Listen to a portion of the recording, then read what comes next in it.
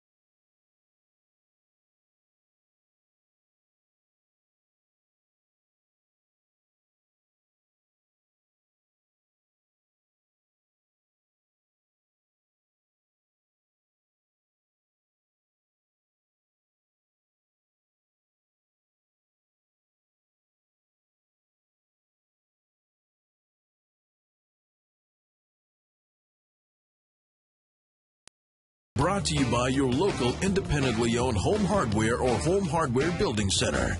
Homeowners helping homeowners. Yesterday, Cito Gaston took Aaron Hill out of the ballgame in the 7th inning and then had a conversation with him in the dugout. And you could see the tenor of the conversation is very relaxed. It's almost as if Cito Gaston is serving as a mentor again, talking about Aaron Hill. And you've got to believe the root of the conversation is last year compared to this year. Hill last year, of course, 36 homers, 108 RBIs, got off to a bad start this season, and I think more than anything, he was just kind of talking to him about keeping his head up. For more on that, let's check in with Sam Cosentino.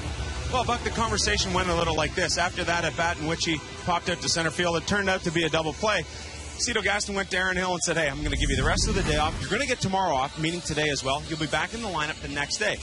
At that point, Aaron Hill said, hey, I apologize for an average in the 200 range. Cito Gaston said, no, not at all. Without you, we couldn't have won the 80 games we've won to this point, and the production numbers are still very, very good. So nothing newsworthy going on there. Aaron Hill getting a little breather in yesterday's game.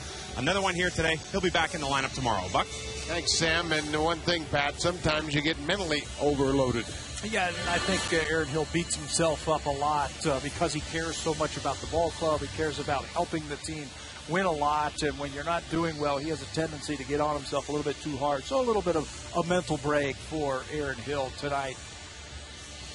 Well, the Blue Jays own the season series to this point. They've won 8 of the 15 games against Joe Girardi's Yankees. The Yankees trying to secure their spot in the postseason. One more win will do that for New York. Take a look at their lineup. Jeter, Swisher, Teixeira, top of the order. The cleanup hitter, Alex Rodriguez, 4 home runs in his last 8 at-bats, making another surge for that 30 home run plateau.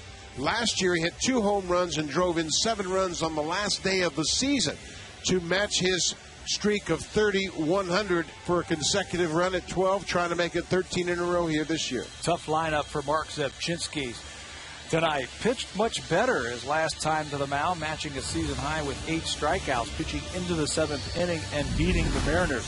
That snapped a 6-start winless drought for Zebchinski. 2 of those outings during that stretch were against the Yankees. 4 career starts versus New York. Zebchinski is 0-2.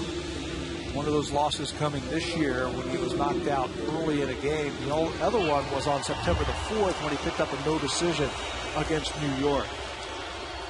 It's a veteran lineup, and Derek Jeter will lead things off back in the leadoff spot for Jeter this year. He has been back and forth, occasionally to the second spot. 17 times he's hit second in the lineup. This is his 134th start leading off. Just 2 for 11 in his last 3 games.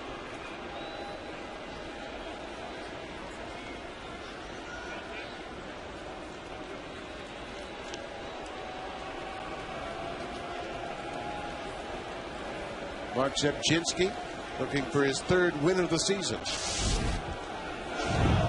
And that's not a good start. Caught his spike on the mound before he could deliver that pitch. Last time we saw Zebchinski hold on to a ball through this delivery and actually made a balk. But this time you can see he's caught his spikes on the mound. Right in the front. When that front foot was trying to land for Zebchinski, it got caught in the clay part of the mound, and there was no give to it. Comes right back and throws the first pitch straight. You know, he lets that pitch go, and that's a ball.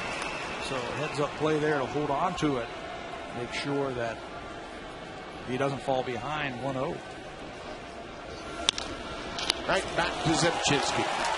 The first base. 1 up, 1 down. Tonight's scouting report is brought to you by TD Bank. Banking can be this comfortable. Mark Zebchinski pitches have good movement. All of them. Fastball, the slider, his curveball, and his changeup. And I think he needs to pitch ahead. He had first pitch strikes in 19 of the 28 batters in his last start against the Mariners. And right is wrong. He has pitched very well against lefties. Righties have given him trouble this year, hitting over 325 against them. That's why the Yankees have so many right-handed hitters in their lineup tonight. Nick Swisher will bat as a right-handed hitter. The switch hitter steps in against Zebchinski. There's another first pitch strike. That ball's got some kind of glue on it or something. You see that John Buck just threw it to shortstop. Got a little bit too much pine tar on that. And I know we passed the full moon. 1 out to Swisher. We got all kinds of things going on here. Ball rattling around over near the third base coaching box. Rob Thompson flips it out of play. Now we'll try it again. Nothing to get your pitcher out of rhythm very quickly. Baseball's flying all over the place. Zebchinski started it. Watch John Buck. as he tries to throw it back to the mound. Good first pitch strike and ground ball to short. 2 balls and a strike to Nick Swisher. Swisher's had another outstanding season, 28 homers and 88 driven in, and he's hit Mark Zepchinski. 3-1. You know, we talk about the Blue Jays and all the home runs that they have hit this year. The Yankees power packed also.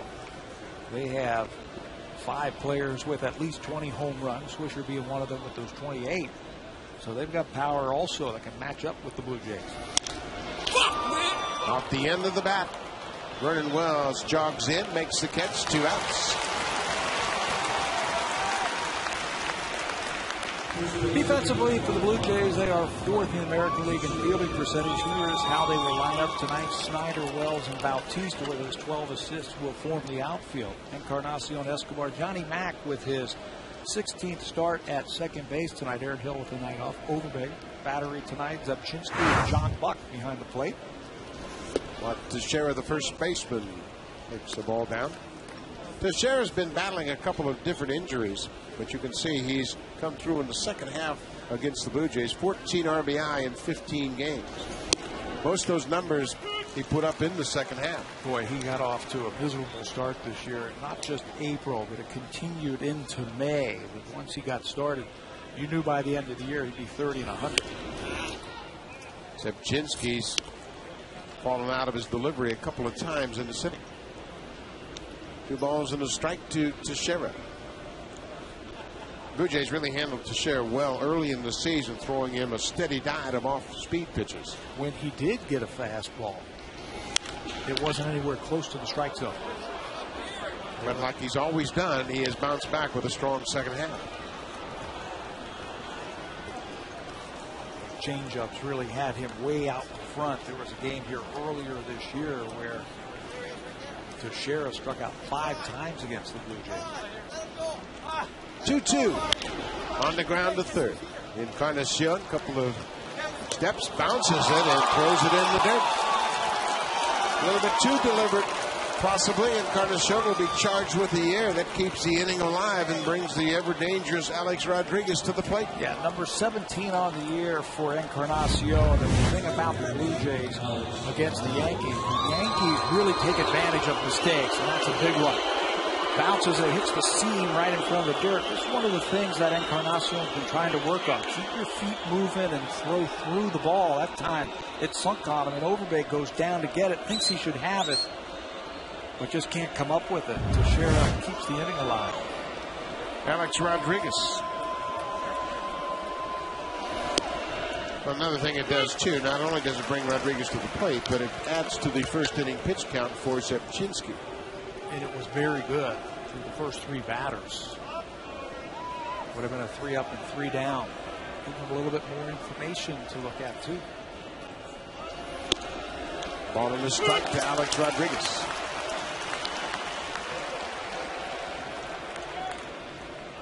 Both for 4 against Zepchinski. You mentioned Rodriguez with 29 home runs. Been on a home run tear of late. Went too far. Good breaking ball. Rodriguez strikes out. He wants an appeal. He's not going to get it. Jeff Nelson said, I saw it all the way. So the air doesn't cost the Blue Jays. Alex Rodriguez chases a breaking ball down and in, and the Yankees go down quietly in the first.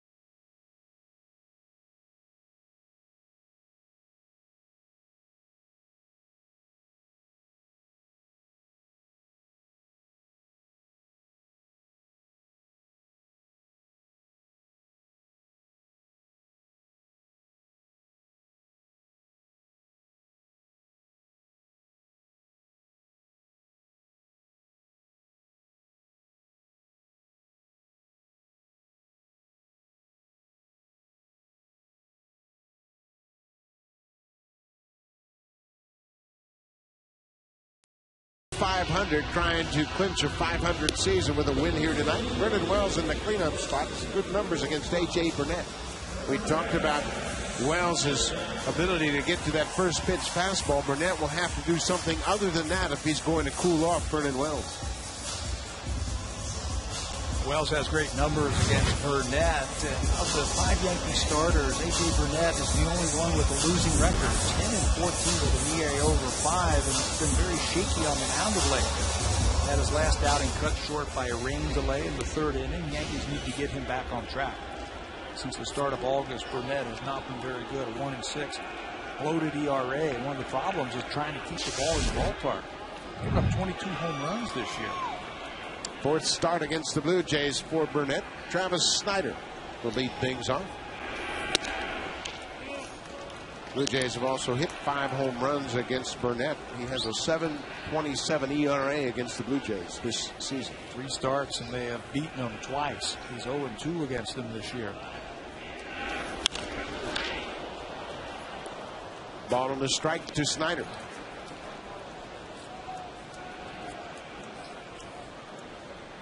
Snyder's getting a steady dose of playing time here at the end of the season. Good opportunity for him to get some consistent repetitions at the plate.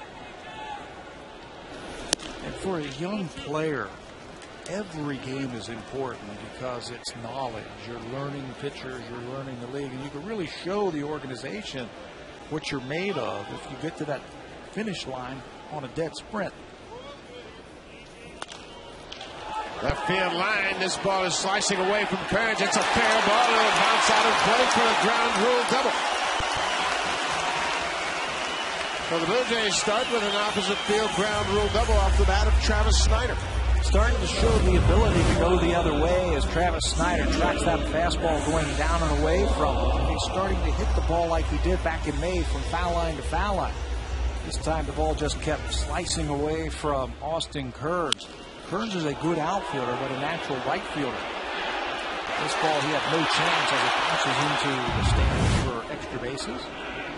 Shortstop Janelle Escobar.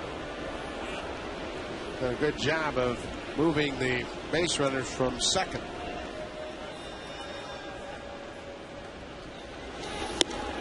Pitch on the outside corner at 96. There's no problem with A.J. Burnett's velocity.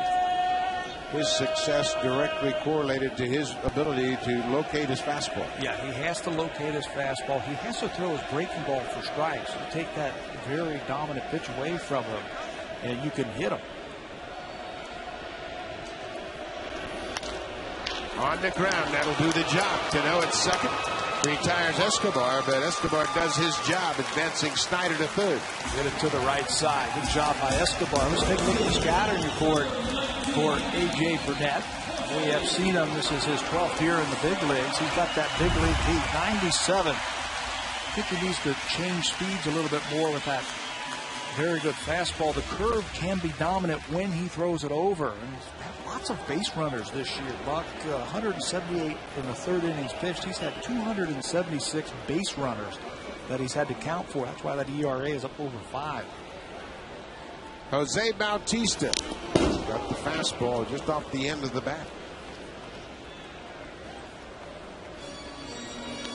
9 home runs in his last 18 games.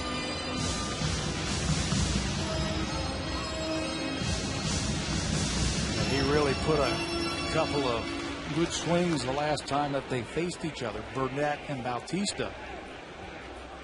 Burnett looks like he's going to want to reach back and try and pick up a strikeout here.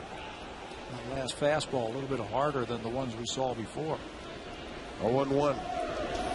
Breaking ball on the ground. Jeter will go to first. The Blue Jays will take a lead.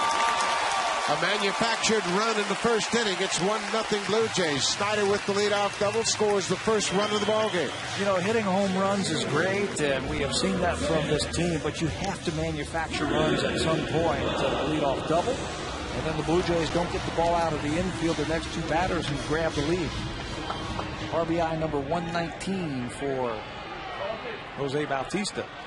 Great job just taking advantage of the infield back, put the ball in play, and you're guaranteed an RBI. 2 outs.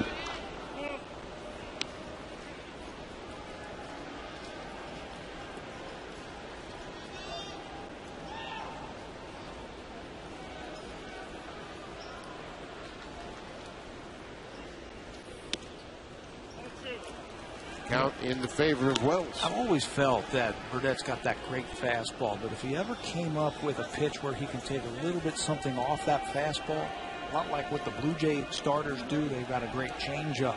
And he started to get a changeup when he was here with Brad Arnsberg, trying to sink the ball just a little bit more. Foul tip. Wells got the bat out too far and got a piece of it. He watched Halladay for years over here and saw how Halladay went about his business. His stuff might be better than Roy Halladay's when it comes to pure stuff, curveball, fastball. Halladay can sink the ball and do a little bit more things to it. Line drive in the center. Granderson's not going to get it. It's down for a base hit. Wells, big turnaround first, but he'll stop there. 2-out single for Vernon Wells. The curveball is a big pitch for Burnett, and it can be dominant, but this is a hanger. Right over the middle of the plate, about belt high. Lucky that this ball didn't leave the ballpark. Wells pounds it into center field for a base hit.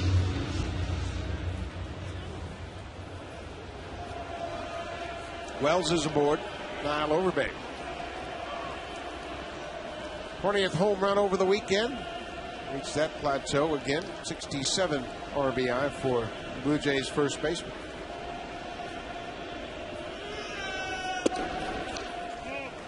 Well, you mentioned A.J. Burnett's stuff, how it might be better than Roy Halladay's. It might be better than a lot of guys. I mean, he's got great stuff. Great arm. Always had a great arm. Always had that hard breaking ball. But it's all been about command for A.J. Burnett.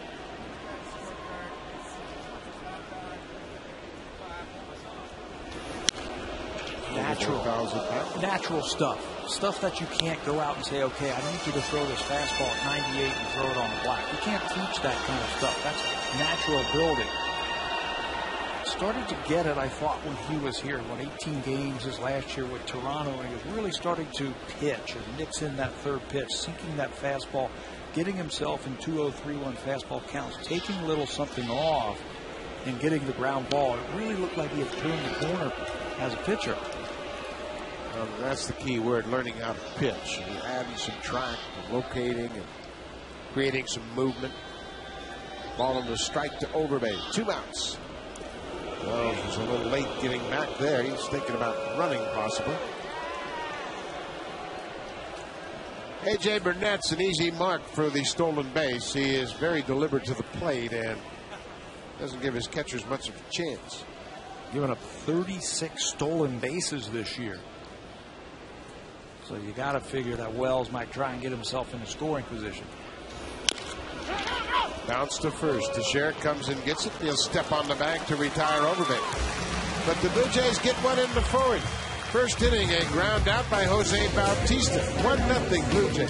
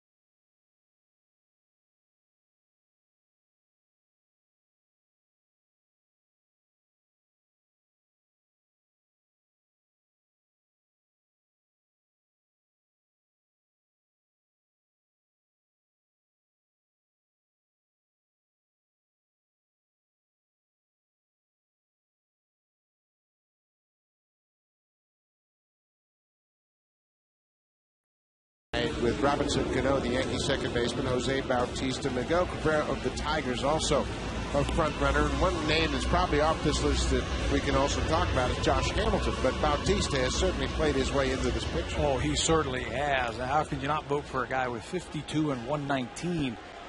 Really has made the Blue Jays a better offensive team. Robbie Cano, though, 3 errors. He's played 154 of 156 games for the Yankees this year. You saw the great numbers he has. He's going to add a Gold Glove to his resume also with those 3 errors. I would suggest Cano is going to win the MVP. I think he has had that type of season, especially this time of the year when games are so important. Look at his average over his last 12 games. Hitting over 600 with the bases loaded this year.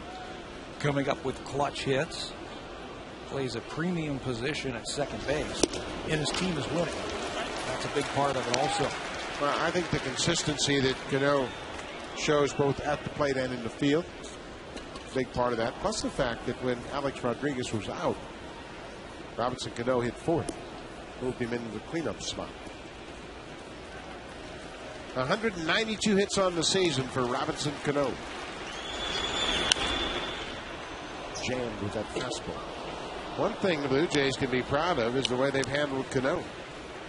Mark Sepchinski has given up 3 hits in 9 at-bats and a home run, but as a team, Cano comes into this game with a 164 average against the Blue Jays. They have pitched him tough. They have really utilized the changeup to Robinson Cano. He's like Bautista. He can turn on anybody's fastball. Got it. What a great pitch down and away. Sepchinski strikes out Cano. Got to really work to get through the middle of the lineup of the Yankees. And Sepchinski with that good heart, looked like a cutter or some type of slider down and away to get a very good hitter. He's got good movement on his pitches. When he is in the zone, he was talking after his last start that he felt like he was a little bit more consistent with his fastball. And then he felt like he could throw his breaking ball at any time in the count against the Mariners. It's a great recipe for success. Cano continues to have his struggles against the Blue Jays. Here's a gentleman that hasn't struggled too much against Toronto. 480 for the season. Marcus Thames in 8 games. He's hit 3 home runs and driven in 7. He's also won a couple of games for the Yankees. He's got the Jays number. Snyder will have to get it back in quickly, and Thames is held to a long single. That should put him over 300 against left-handers this year. One of the reasons why they got him. He can just wear out the lefties. Stays back and uses his hands, takes that breaking ball and rips it into left field.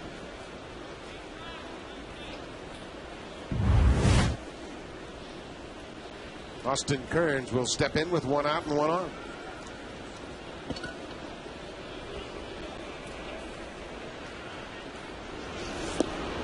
You mentioned Sepchinski with that great movement. Sometimes as a catcher, you have to help your pitcher get into the strike zone. You can call location, but you don't move as dramatically with Sepchinski than you might with Markham, a guy that has better control. You just want him to shoot for the big part of the plate and present a big target right behind the plate. That's going to get down, and that's going to be in the gap. Marcus Thames goes around second, headed for third. Austin Kearns will stop at first. Wells did a good job in cutting that ball off. Boy, he certainly did. That had double written all over it when it left the bat of Austin Kearns. That it was going to go into the gap. You have to have some speed in center field. And Wells does that. Breaking ball away, ripped into right field. Cuts the ball off. He's not going to have a chance to get Thames at third base. He knows it, but he can keep the double play in order. If he can get over there, short hop that ball like he does and get it in very quickly. Kearns had thoughts of trying to make that into second base with a double. Curtis Granderson bats with runners at the corners. Breaking ball for a strike. Granderson's had quite a turnaround of late. Last 13 games, he's hit 6 homers and driven in 13. Played on a fastball. What a month of September it has been for Curtis Granderson. He has driven in 21 runs so far this month.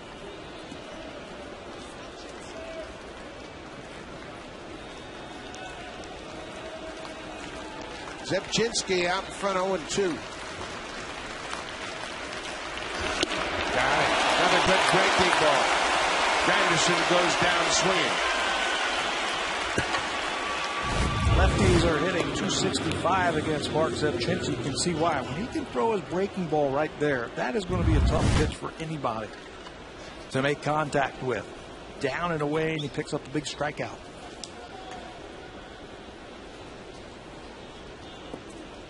So now the catcher, Francisco Cervelli, bounced back a little bit in the month of September with a .320 average. He got off to a great start early in the season, was driving in key runs. He was hitting about 900 with runners in scoring position at the beginning of the season. First and third, 2 outs. First pitch strike. Cervelli thought it might have been low. Yankee bench giving Jeff Nelson. The pitch isn't down. Get used to it. It's right at the knees. Jeff Nelson reacting very quickly. The dog days of September are here for everybody.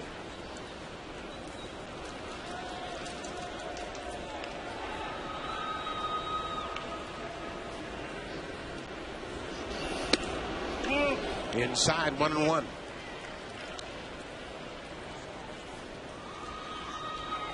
Joe Girardi not ready to talk anything about the postseason. He said, when we get in, we'll talk. As far as setting up the rotation, CC Sabathia is scheduled to pitch here tomorrow night. Good breaking ball. A ball and 2 strikes. Girardi has also said, depending on what they do tonight, Yankees can clinch and get into the playoffs with a win tonight. And he has said if they end up winning the game and getting in, they might change the rotation for the rest of this series. We might not see Sabathia. We might not see Petty. First things first for the Yankees. Let's get in, and then we'll decide what to do. A ball and 2 strikes, 2 outs. Lays off the high fastball. Zebchinski's got a little bit better fastball tonight than we've seen in the last 2 starts. Fastball command and throw the breaking ball when you want to.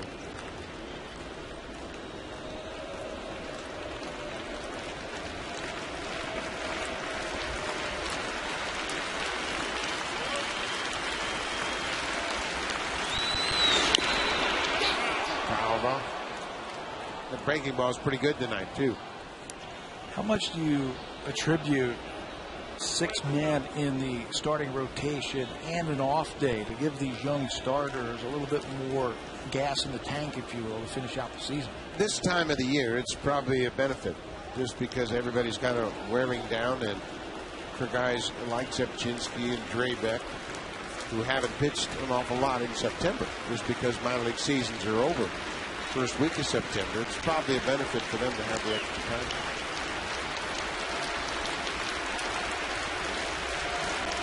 Two balls and 2 strikes. 2 on, 2 outs. Cut on and miss. Zebchinski strikes out for Sal. Yankees get a couple of hits. Zebchinski strikes out Cervelli to strand 2 more. Blue Jays lead it 1-0.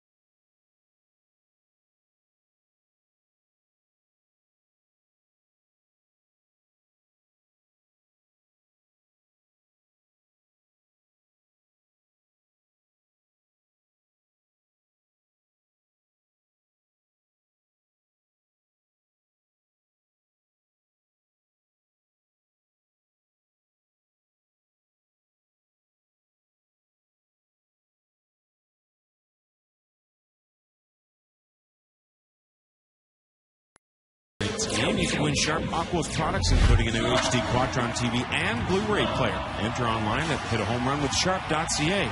Sharp Aquos with Quadron technology. You have to see it to see it. It'll be John Buck, Adam Lind, and Edwin Encarnacion to face A.J. Burnett. Bottom of the second.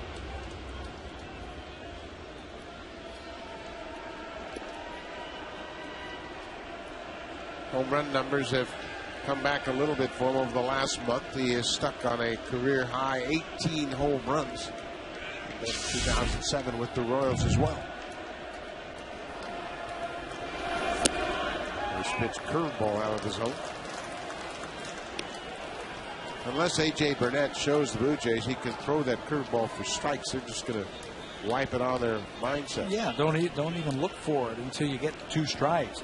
We have seen teams throw breaking balls to John Buck, the first pitch, for the last 6 weeks, 2 months or so. Every first pitch has been a breaking ball. Now he falls behind. Let's see if he challenges him. Pulls that one off the plate outside. 2-0.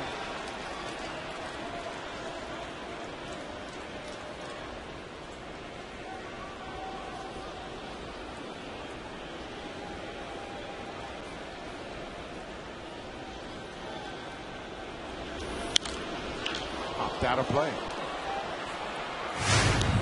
He has not had a lot of success against his former team. A.J. Burnett, look at his numbers. Over a hit per innings pitched, the home runs. The base on balls, I think, are the most important thing for me. He is 7th in the American League now and walks with 75, and they've really hurt him this year. 2-1 to Buck. Upstairs. Here at Rogers Center, he's only made 1 start this year and pitched 6 innings and gave up 6 runs. Just did not have the command that I think he needs. Even though he throws in the upper 90s, you still have to be able to throw it where you need to. And he is fighting it right now. Swinging it dry. This ball is hit a ton. John Buck, home run, number 19. A new career high for John Buck.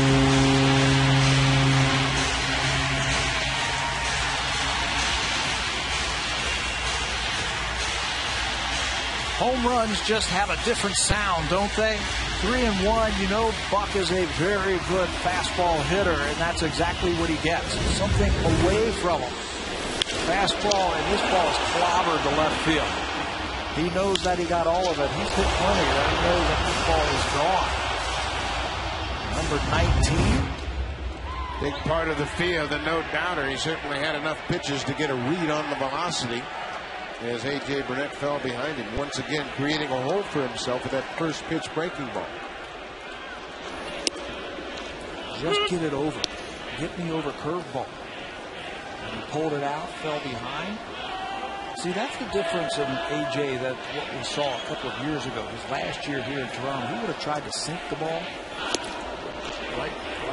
right there. Sink, take a little something off of it and get the hitter out in front. But he challenged John Buck with a fastball pretty straight and unloaded on him. Last pitch at 90 with dramatic late movement. Lind in a hole, 0-2. Fights off the breaking ball. John Buck's home run, number 242 for the Blue Jays this season. Just 2 off their franchise mark for home runs in a season. That has given the Blue Jays a 2-0 lead. They are going to rewrite the record books this season for all the home runs that they've hit. Another sinking fastball. Lind goes down on strikes.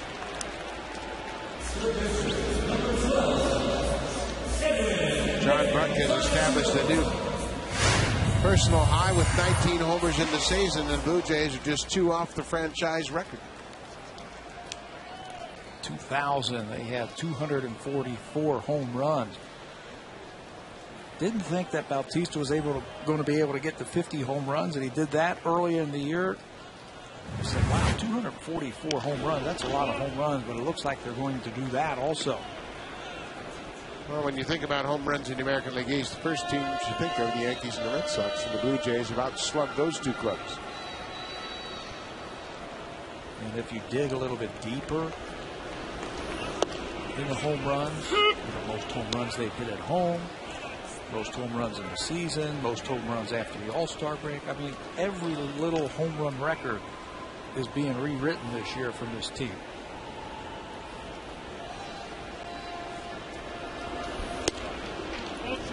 This is a big homestand for the Blue Jays to wrap up with the Yankees. They come into this game with an 8-7 lead over the Yankees in the season series, and the Jays have not won a season series since 2000. So you have to think that that would be a confidence builder if they could do that.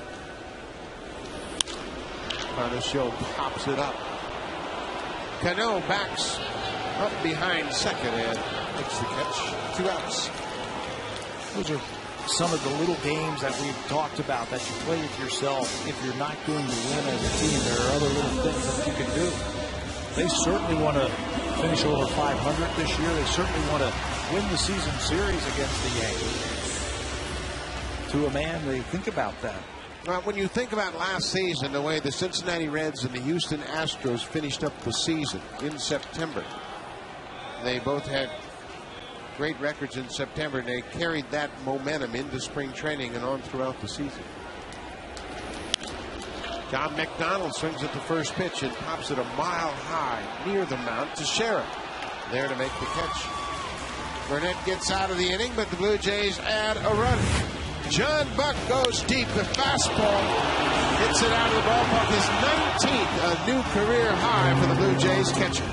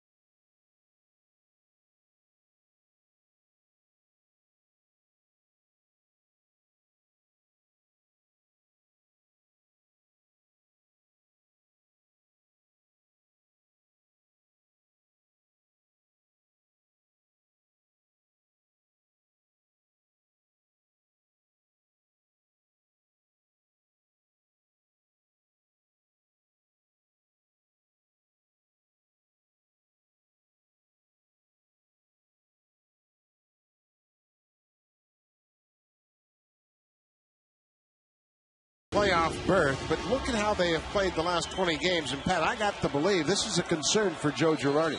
Yeah, the earned run average of about 5, the losing record over the last 20. They are averaging just over 4 runs a game also. This is a team that comes into this game number 1 in the American League in runs per game. All facets of the game have not been played very well by the Yankees over the last 20.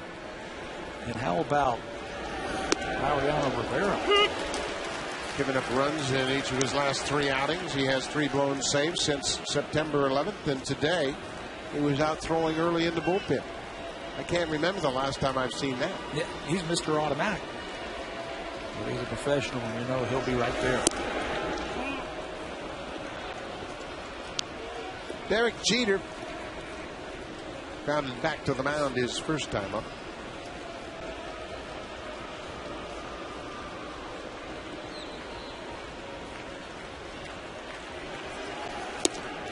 Good off-speed pitch.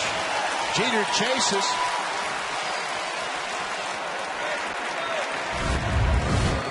Season high, tying 8 strikeouts his last time out. Mark Zepchinski now rings up number 5 already here in the 3rd inning by turning a ball over to Jeter. Well, you don't see Jeter chase that pitch down and away. Very good arm action, and Zepchinski really sold it.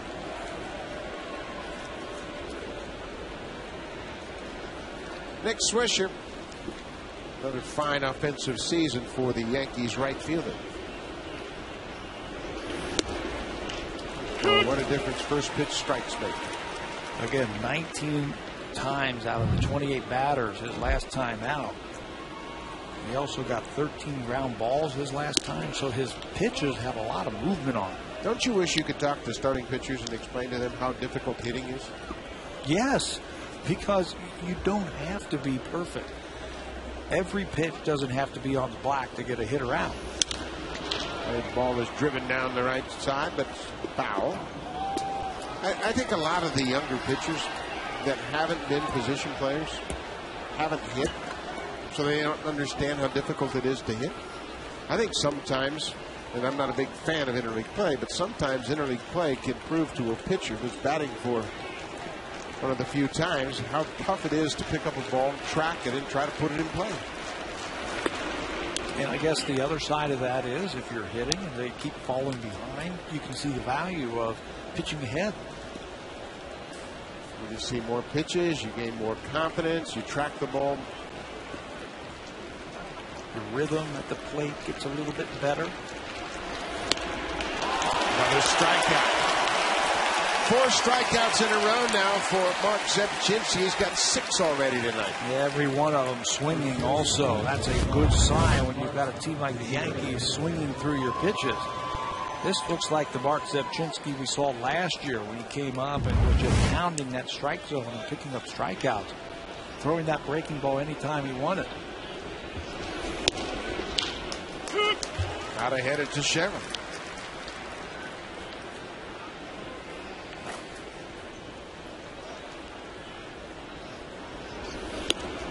Backdoor breaking ball missed. He got underneath it a bit. Mark Teixeira, another 100 RBI season.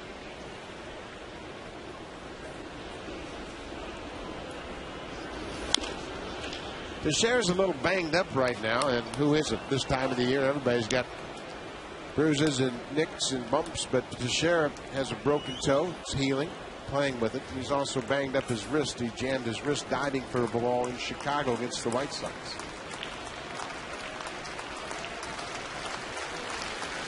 One and two. Cut on and missed. Teixeira goes down swinging. John Buck throws to first for the strikeout. Mark Zepchinski strikes out the side in the third. He has now struck out 5 in a row. Jeter on the changeup. Swisher goes down on the breaking ball. The same for Teixeira. Mark Zepchinski's locked in.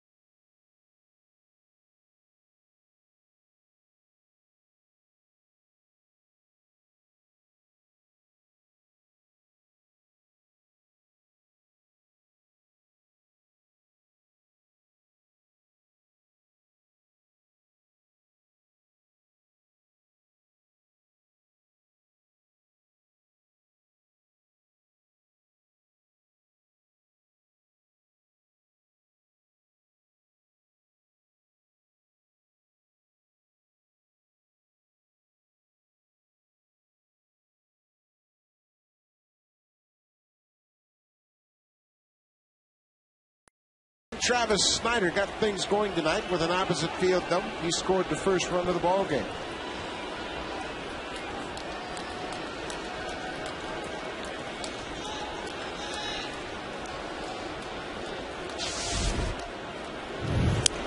Inside. A little bit of motivation here for the Blue Jays. Nobody, and I don't care when you played or who you were playing with, nobody wants to see a team celebrate on their turf.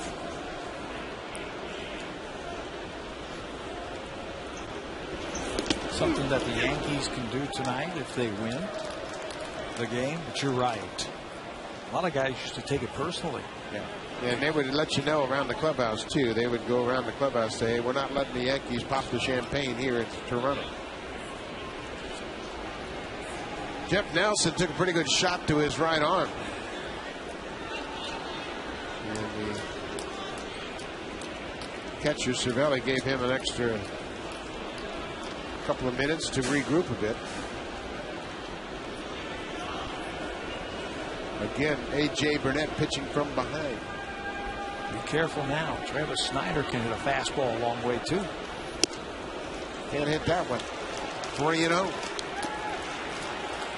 Burnett's just not in a good rhythm. You can see he'll make a couple good pitches and then pull the third pitch way off the plate. Yeah, and it has been like that for him this year. Got off to a decent start, but then has really struggled the last couple of months. In seasons where he has had 30 starts, and he has 30 starts this year, he has averaged a strikeout an inning. That's the type of power stuff that he had. This year, he's not even averaging a strikeout an inning. Too many base runners, too many times falling behind. The leadoff walk. Again, he got off to a decent start. Look at the one-loss record and the earned run average.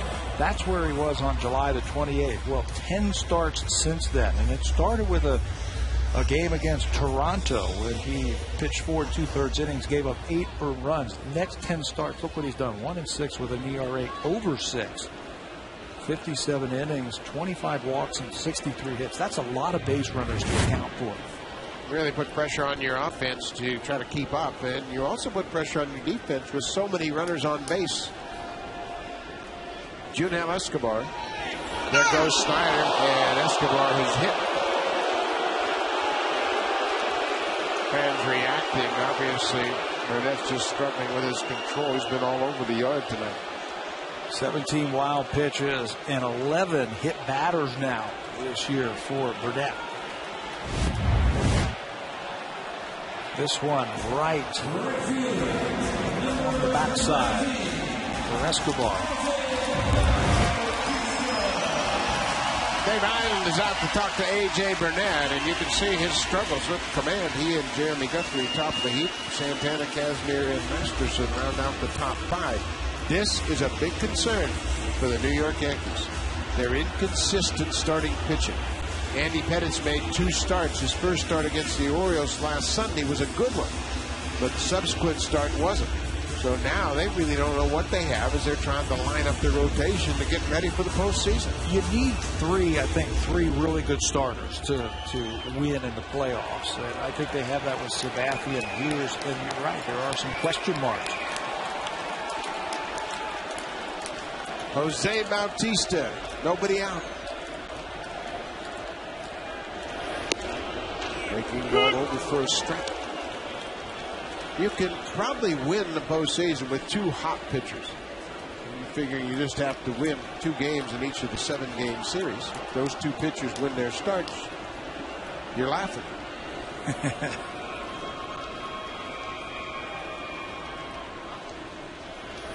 You know, it also helps if the games are spread out enough that you can get your number 1 or your number 2 an extra start here or there. And there's a number 1 right there that is anxious for another kick at the can in the postseason. CC Sabathia scheduled to start tomorrow night. Ball on the strike to Bautista. Big moving fastball. He popped it. RBI ground that went to Jeter in the first inning. You don't know as a hitter, how hard that is to try and square up a pitch that's coming in the low 90s with movement like that, because you're always geared for that fastball. They turn it over like that, it just upsets your timing a little bit. Jammed and carrying to left field, but Kearns has got room. Snyder's tagging up at second.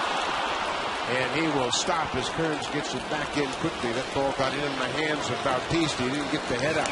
And he still hit it to the warning track in deep left center field. Shows you the kind of bat speed and the power. Watch where he hits this one. Pulls his hands in and didn't get it on the barrel. He knows he misses it. But still drives Kearns all the way to the warning track in left field. That ball was probably 10 inches off the plate inside. But he opened up and still got the bat to it.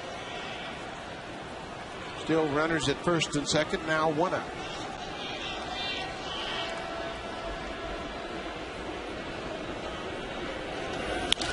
Wells drives it to left field. This ball is gone. 3-run home run, Vernon Wells.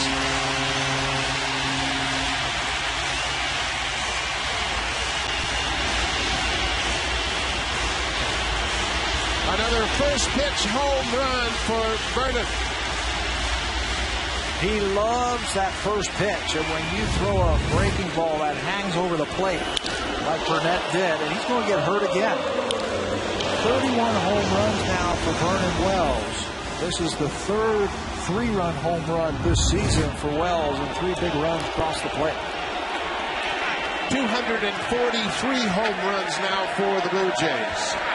1 shy of the franchise record.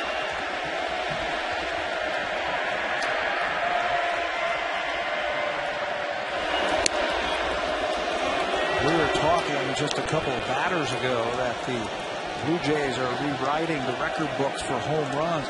They might have a major league record in terms of percentage of hits this season that are home runs.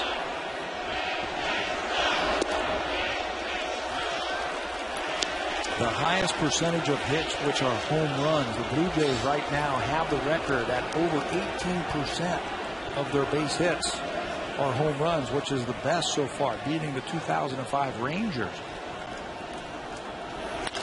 There's a drive to center field. Granderson on the run. He is not going to get it. Up against the wall. Overbay heads into second. A 1-out double for Lyle Overbay. And it continues for A.J. Burnett here at Rogers Center. The Blue Jays can hit anybody's fastball. I don't care whose it is. They have shown all season long that they can hit a fastball. Burnett tries to throw another one, and this one is right down Broadway. Lyle Overbay in one of those grooves also starting to drive the ball all over the place. Splits Granderson and Kearns with his 36th double. Runner in scoring position. Overbay's at second for John Buck. He homered off A.J. Burnett his last time up.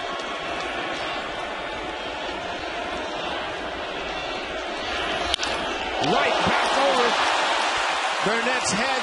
Here comes Overbay in from second. And he scores.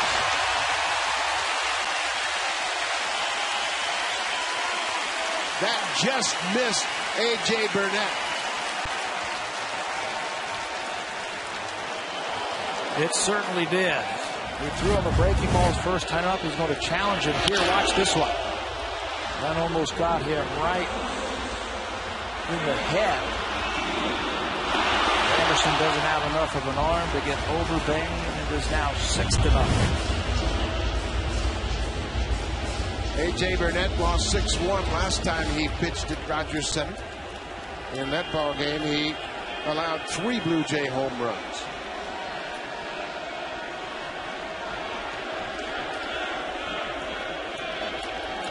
Adam Lynn struck out his last time up. The Blue Jays have been able to sit back and just look for fastballs. Because they know that he can't get his breaking ball over. And again, it can be very dominant, that breaking ball. But tonight, he just hasn't had the feel for it.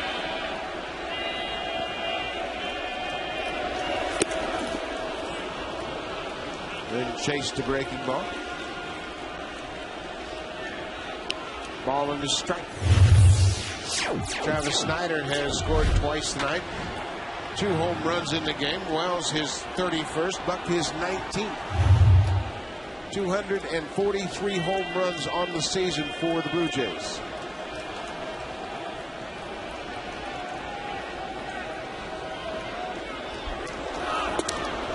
high breaking ball. Jonathan Albaladejo and Dustin Mosley loosening up. Mosley was scheduled to start last night against the Red Sox, and Joe Girardi had a change of heart, put Phil Hughes in that spot. Hammered into right field. John Buck will go around second. He's headed for third.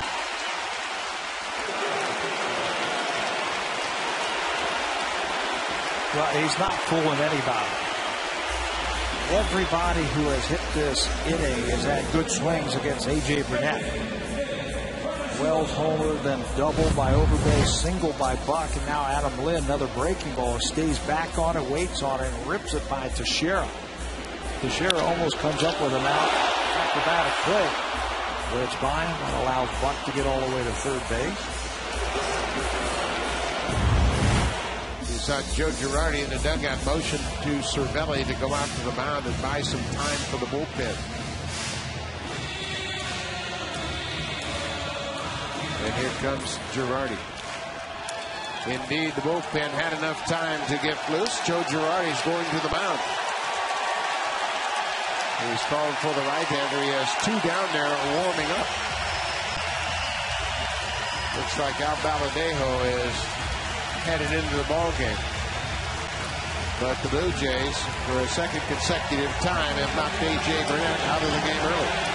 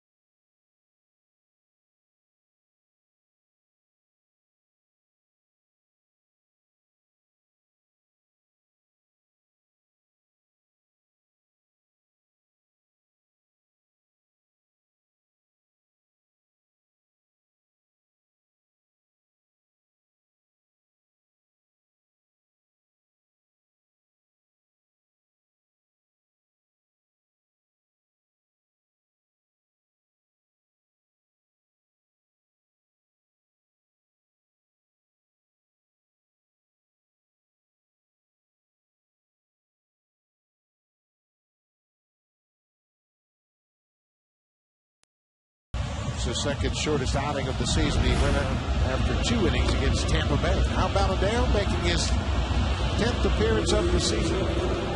Second stint with the Yankees for Albaladejo. He spent most of the season down in the minor leagues, and he dominated down at Scranton this year internationally. 43 saves for Albaladejo. This pitching change is brought to you by Home Hardware. Homeowners helping homeowners. First batter to face Albaladejo will be Edwin Encarnacion. Runners at the corners, 1 out.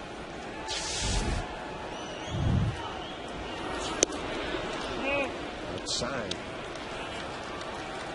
Blue Jays have scored in each inning. They've scored 4 so far here in the third.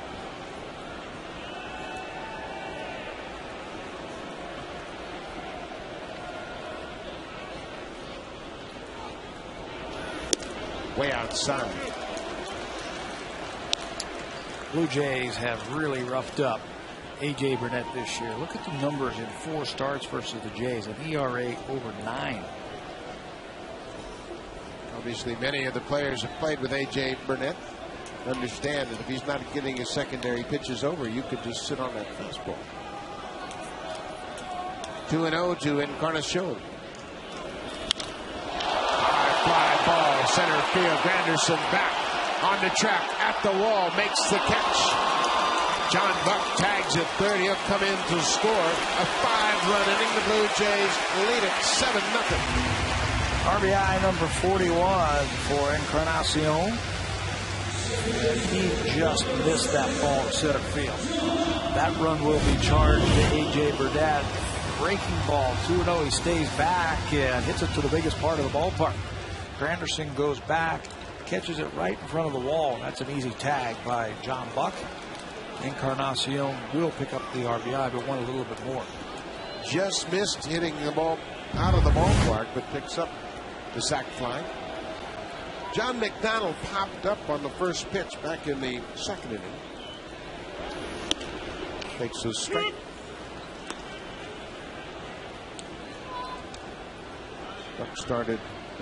McDonald started at shortstop yesterday, starts at second base tonight.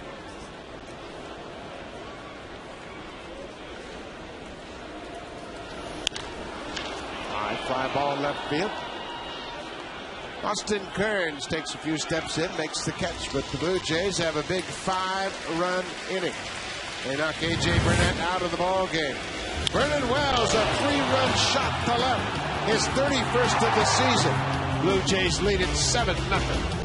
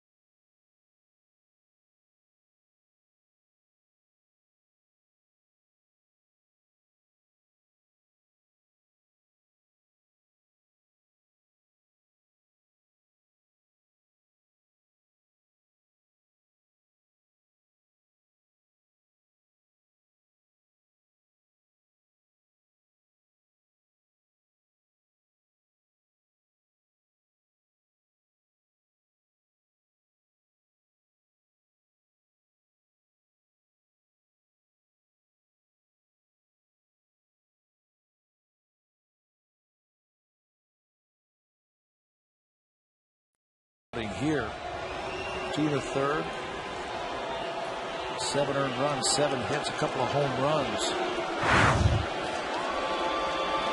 Alex Rodriguez steps in to face Mark Sepchinski, who has been pounding that strike zone. Another first pitch strike against Rodriguez. 5 straight strikeouts for Mark Sepchinski. He has struck out the side the last 2 innings. Quite a contrast in effectiveness between Burnett and Sepchinski, and obviously A.J. Burnett has terrific stuff, but just because he was falling behind and the Blue Jay hitters had a chance to really keyhole him, he was knocked out early. Strike 3 call. Mark Sepchinski paints the inside corner with a fastball. That's 6 in a row struck out by Sepchinski. He's got it working right now. He's got 3 pitchers that he's thrown over for strike, and he's working his way through the Yankee batters by really pitching his way. I told you he's got good movement on his pitches. That's the first one that was taken for strike 3.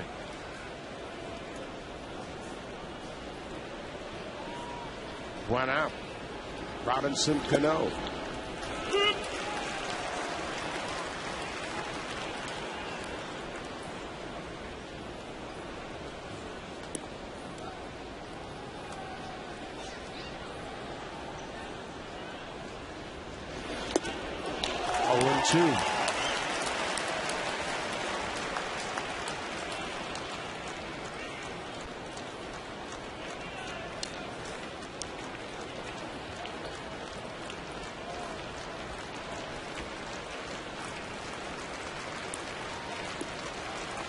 Cano in a hole, 0-2. 1 out, 4th inning.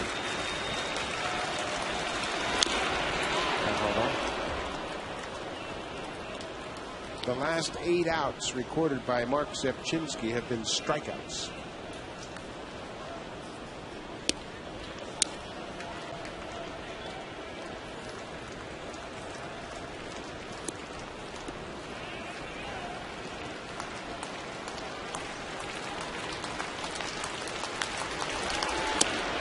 Missed the inside corner. A ball and 2 strikes. You ask about what we can learn about pitchers in September and the extra day's rest, and obviously Zepchinski getting an extra couple of starts because of the 6-man rotation, and here now he's showing you why he should be in consideration for a spot in the rotation next year. Looking a lot stronger, throwing a lot harder than what we saw him earlier this month. And one thing that I like that we have seen, he is throwing with conviction. It's like he has an idea of what he wants to do, and instead of trying to guide the ball there, he's throwing the ball where he wants to. A lot of that has to do with the work that he's worked with Bruce Walton. Boy, conviction's a good word, too, and that's exactly how it best describes what we're seeing from Zepchinski tonight. He's committed to every pitch. Popped up. Bautista comes in. Cano's retired. 2 outs. Bruce Walton has been working with Mark Zepchinski about trying to stay on top of the pitches. Where Zepchinski was getting in trouble is when he was throwing around the ball, that his hand was actually on the side of the ball. And they would go out in the bullpen, especially in Baltimore. He had a couple of sessions when the Blue Jays were in Baltimore, and he'd say, get on top of the ball, get on top of the ball. And Mark thought that he was on top of it. He said, no, you're not there yet. Well, whatever the work that he did, you can see the fruits of his labor right now. Marcus Timms has a single.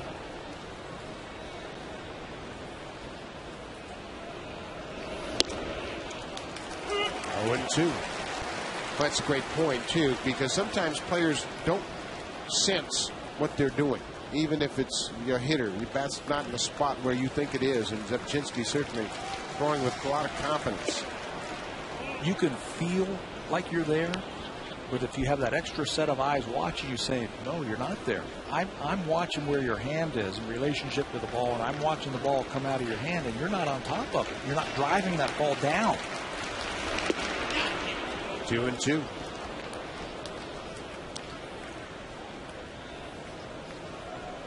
Maybe the best example of that was when Roy Halladay was trying to revamp his delivery. Nothing clicked, and someone said, throw it side on. And then he got to where he is now.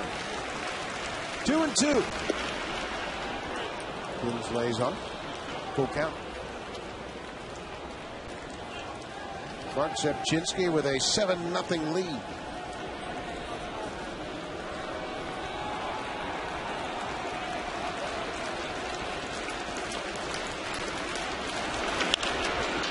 Just foul. Marcus Timms has been a good addition to this Yankee team. Gives them a veteran presence. Can use him to DH against lefties, play him in left field from time to time, and also a very potent bat to bring off the bench.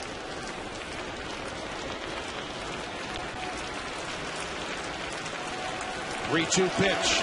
Cut out and missed. Tim strikes out. 9 strikeouts for Zepchinski. That ties his career high. Another off-speed pitch does the trick.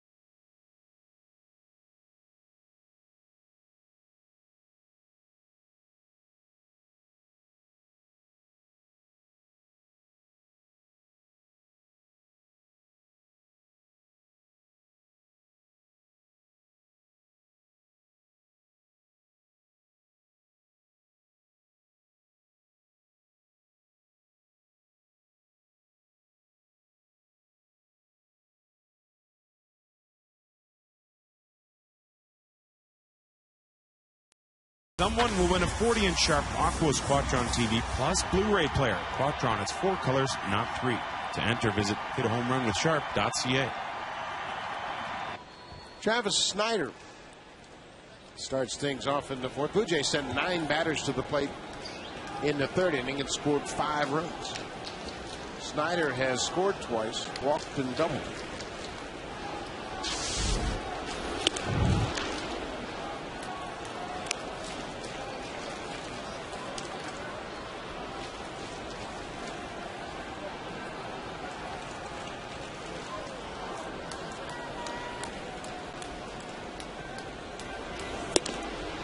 You wonder how long Joe Girardi will stick with the regulars in this 7-0 game. Not to suggest that they couldn't come back from a 7-run deficit, but they didn't get to their hotel rooms till 4:30 in the morning. This ball is popped up left side of the infield. Jeter calls off Rodriguez and makes the catch.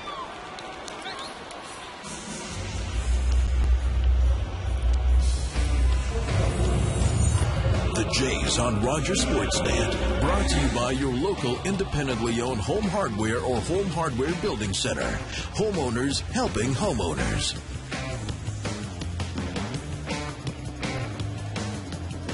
Back here at Rogers Center, Blue Jays up 7-0. Baltimore is leading Tampa Bay 1-0 in the fifth down in St. Petersburg. Tampa Bay leads the American League East by half a game. Big picture, what you were just talking about leaving the regulars in. Yankees are like a lot of teams in the American League. Boston and Tampa come to mind. Who can come back? Doesn't matter what the deficit is. But it's a good point about, hey, let's look at the big picture. We got a week to go here. If it's 10-0 in the 6th inning, maybe you get them out, get them ready for tomorrow. Joe Girardi's kind of taken that approach over the last several weeks of this season. 3-0. He's got an older team. He acknowledges that. And he says, I don't want to wear my guys down to the point where it takes them a while to get back. Once they get tired, you got to set them down for 3 or 4 days. I know the Yankees right now and the Boston Red Sox, because it seems like they're always there. That ESPN 8 o'clock game on Sunday's got to go, because the game gets over at midnight. I believe it was a minute till midnight when that game got over last night. Then you got to get dressed, get on the plane, come to a town. You can see how it can really drain you. Yeah, it's a tough assignment to play 8 o'clock Sunday night and then jump on a plane and go to the next town. Jose Bautista has an RBI tonight.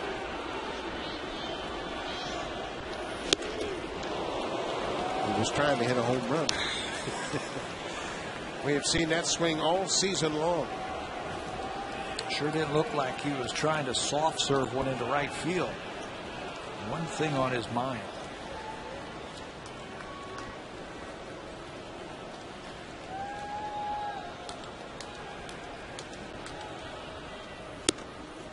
Ball outside, ball on the strike. Yankees, one of the first teams who have really tried to pound Bautista in with fastball. They've got the pitchers who can do it. Big, strong guys who can pound you in. But don't miss, because he can turn on a fastball.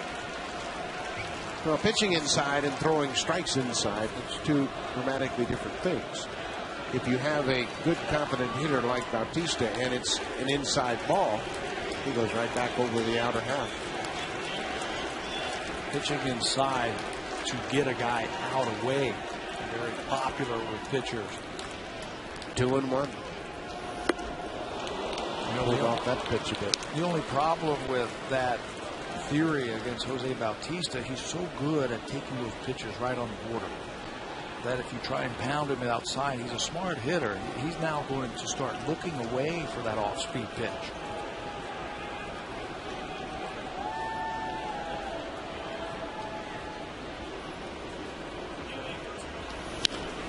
Off the end of the bat. Blue Jays lead 7-0. They scored a single run in the first and second, and then tacked up a 5 spot in the third.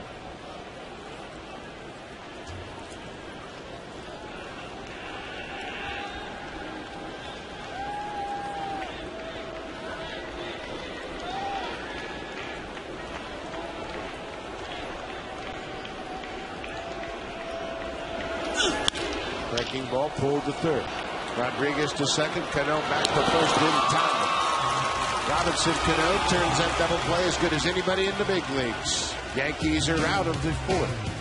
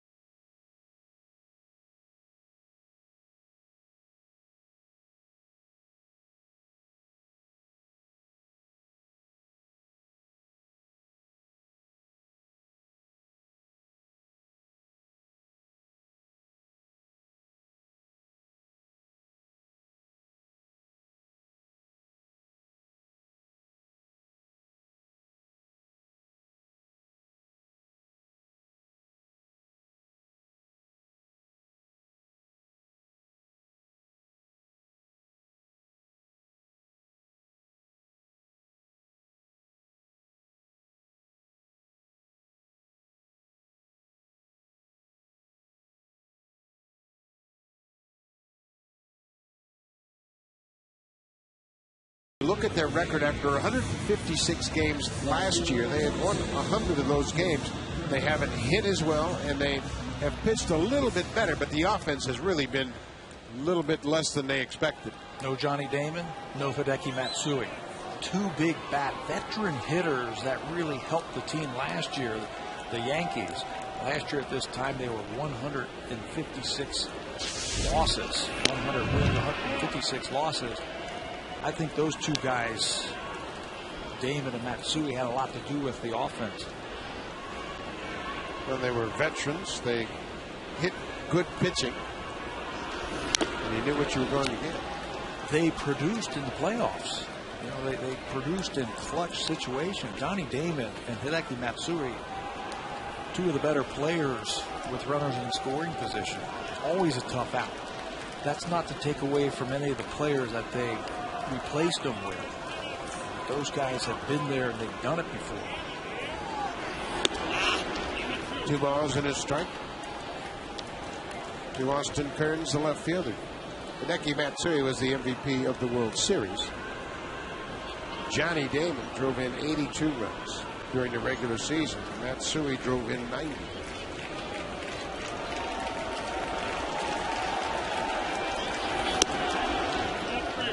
Scored a bunch of them too, didn't Johnny Damon up over 100 runs?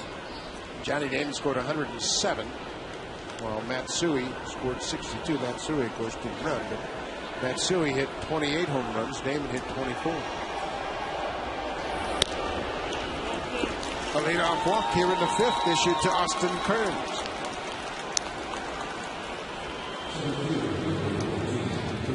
Mark Zebczynski has tied his career high with 9 strikeouts. At one point, Zebczynski struck out 6 in a row.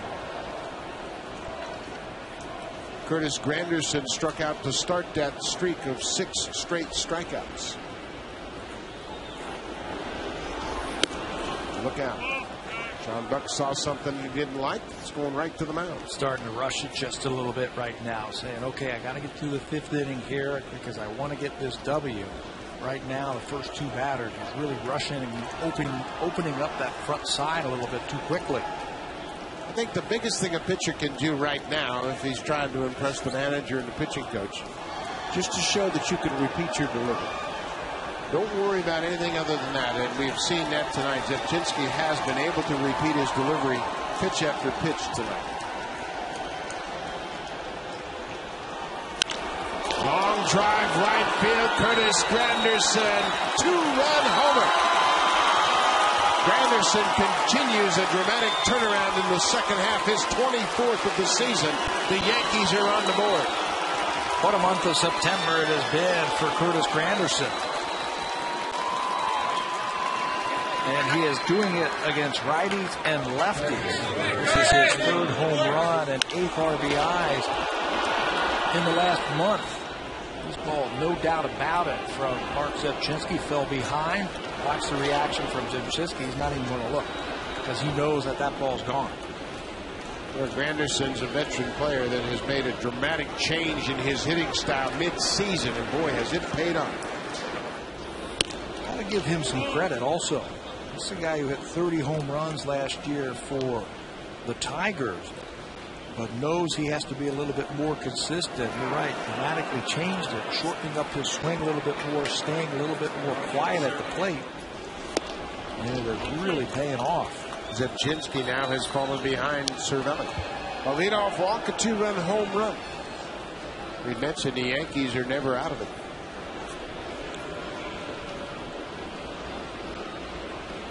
John Buck going to go out now and have the company of the pitching coach. Bruce Walton has come out of the dugout. But let's talk about Granderson for a minute. And it's really interesting. You're right. He had 30 home runs last year, 22 the year before for the Tigers. He comes to the Yankees in the offseason deal. And Kevin Long, the hitting coach, just kind of sat back. He saw some flaws in Granderson's approach, but he felt if I rush him when he first gets here, I will lose my credibility. I have to give a veteran player a chance to get comfortable in this surrounding. The worst thing you can do as a coach when you get a new player is all of a sudden just throw yourself on him and say, well, I think this is the way you should do it. Because you will lose that player like that. It happened with Brian Butterfield this year. When Gino Escobar came over here, he saw some things that he wanted to work with him, but he didn't want to thrust himself onto him, or he would have just shut him out. First thing you have to do as a coach is gain trust of your player. Another walk, and all of a sudden Zepchinski has lost command.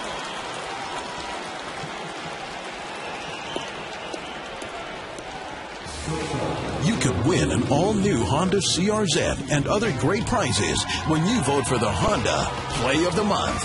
Vote today at BlueJays.com.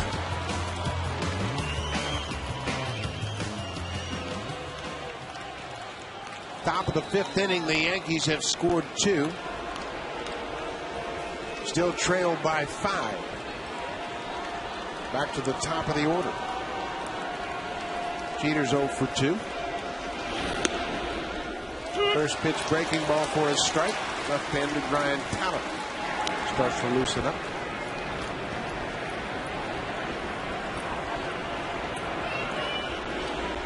Pitching matchup in Tampa Bay. Brian Mattis for the Orioles leads 1-0 over Wade Davis and the Rays.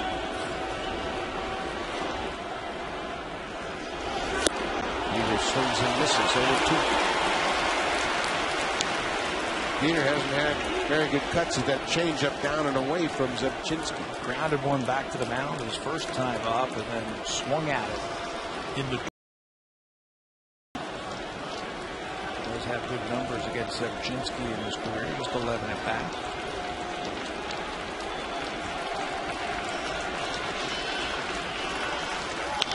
On the ground, Escobar flips to second, McDonald to first, double play. Junel Escobar came after that slow chopped ball at shortstop and gave McDonald a good shovel toss to allow McDonald to make a quick turn. Pitcher's best friend, that double play, comes at a great time. Escobar attacks this ball. You're right. It's a double play depth, but he attacks the ball, doesn't wait back on it. Jeter knows that it's going to be close at first base. Good turn by McDonald. He's so quick with his hands around the bag. Getting the start today in place of Aaron Hill. Nick Swisher takes a first pitch breaking ball for his strike.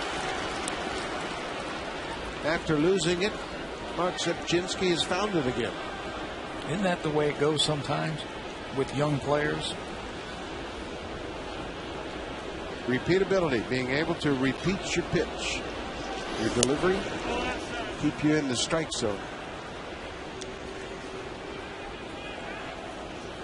A ball and a strike to Nick Swisher, the Yankees right fielder.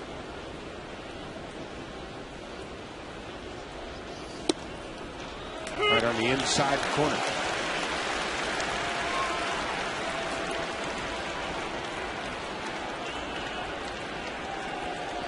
How about the strikeouts piling up for Zepchinski? Got 8 of them his last start against Seattle, 9 more here tonight.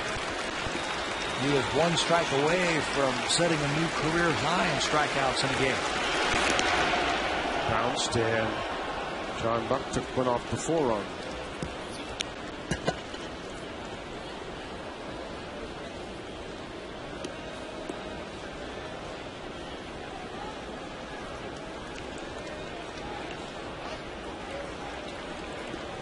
Two balls, 2 strikes. Blue Jays lead it 7-2. Full count.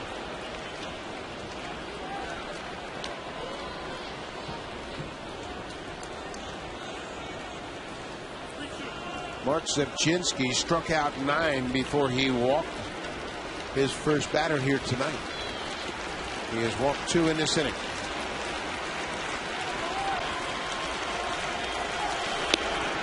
Make it 3. Fisher takes up and away. Then Mark Teixeira will bat with a man on.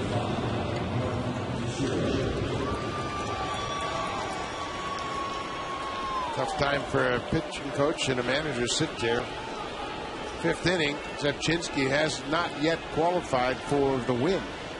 Yeah. And the Yankees are capable of putting up crooked numbers. And you just know that you're playing in danger land when you start walking batters with the home run threats that they have up and down the lineup. You walk a couple of guys and all of a sudden, boom, they're right back in this game. That's why that double play was so huge off the bat of Jeter. 2-0. Getting kind of interesting here in the 5th. Teixeira at the plate with the count in his favor. Alex Rodriguez looming on deck.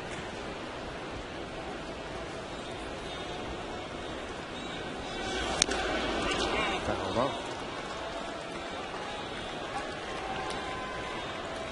When we talk about the balance of this lineup and the home run threats up and down the order, this is why the Yankees can come back from big deficits. Balance not just in the type of hitters that they have, but they have switch hitters. So it makes it tough for a manager late in the game if he wants to try and mix and match his way to get through a ball game.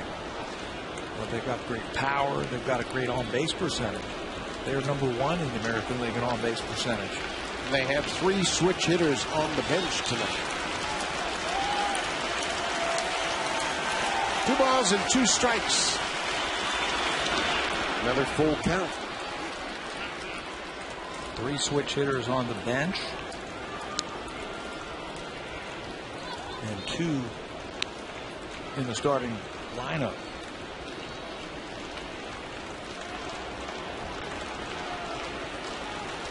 Runner at first base. Swisher will be off with the pitch. Grounded through the right side. Base hit into right field. Swisher goes around second. He'll stop at third. The Yankees are threatening with 2 outs. Sometimes it's not how hard you hit it, but where you hit it. The big hole on the right side, as you see McDonald shaded up the middle. The power hit a Teixeira at the plate.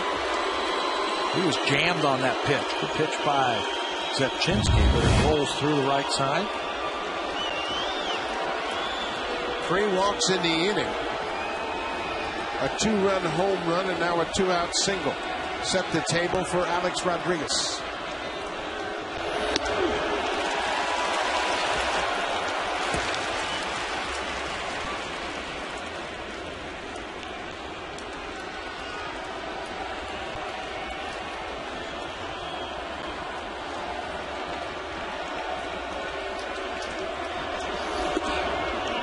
ball and a strike.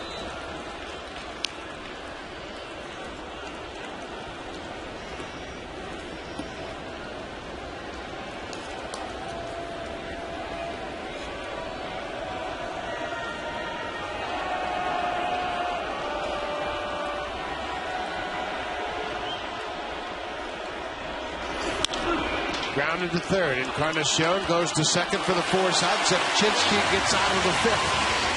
The Yankees make 3 walks and a 2-run home run. They're on the board, but the Blue Jays lead 7-2, middle of the fifth.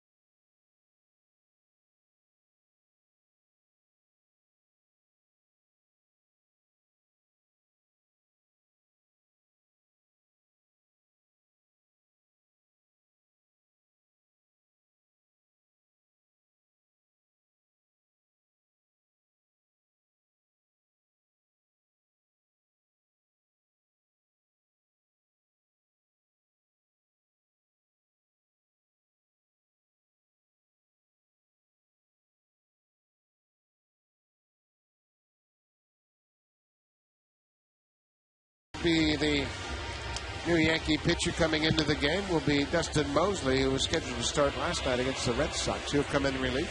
He has made 4 starts this year for the Yankees. He's made 9 appearances, 14 games altogether now for Dustin Mosley, pitching out of the bullpen and making a few starts. He has pitched with the Reds organization. He's pitched with the Angels.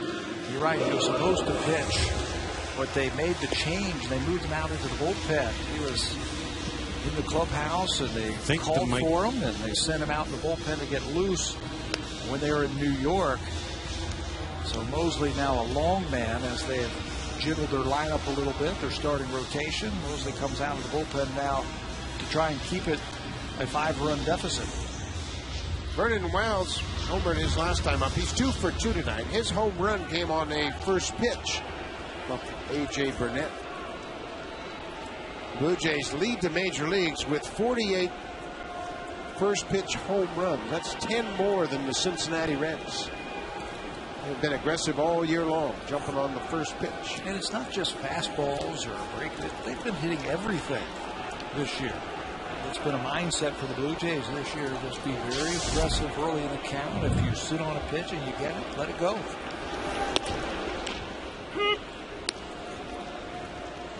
Mosley with good command of the strike zone. He'll move the ball in and out, sink the ball as he did there to Wells to start the at-bat.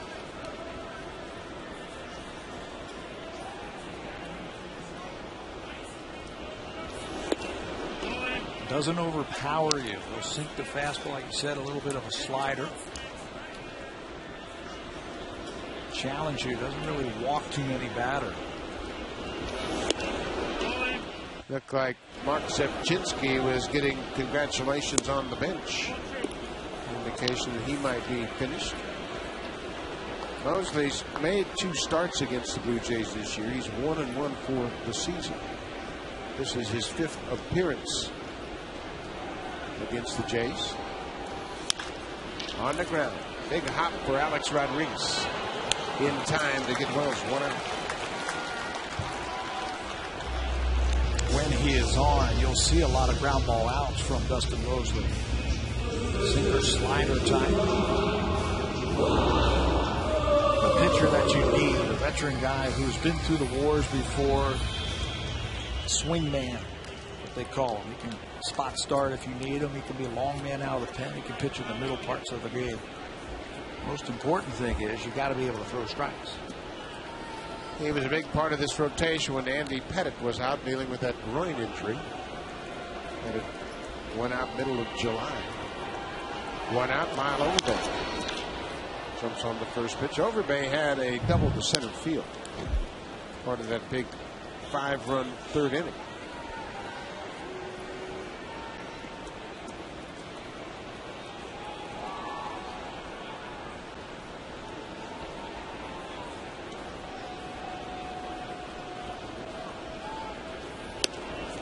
Trying to bring that two-seamer back over the inside.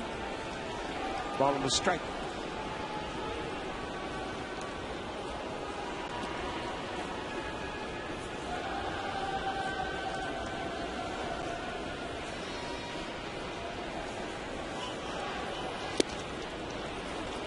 Changeup. A lot of good movement from Mosley down and away.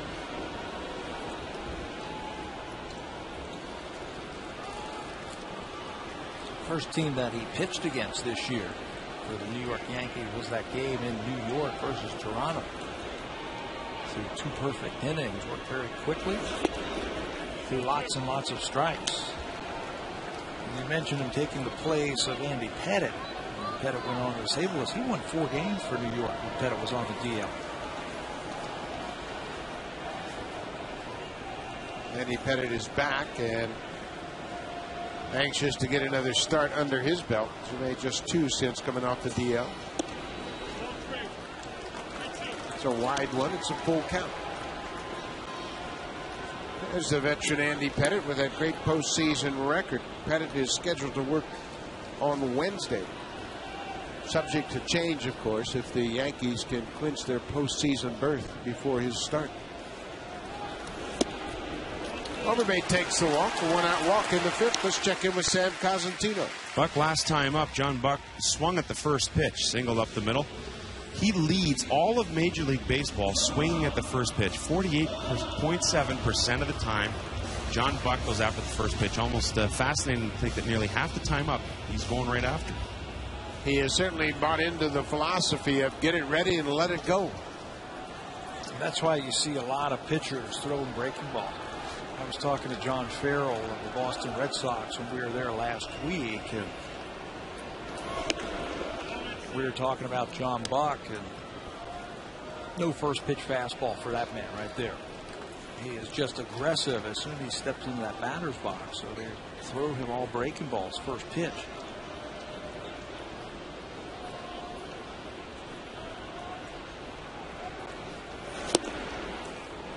Cutter off the plate. Ball on the strike.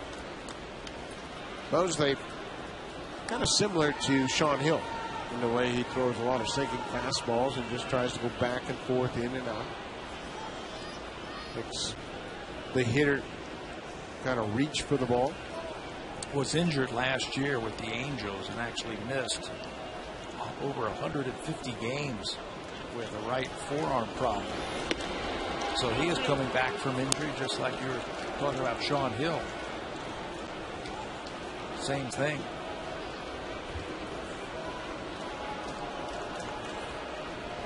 Sean Hill's been a very interesting pickup for the Blue Jays.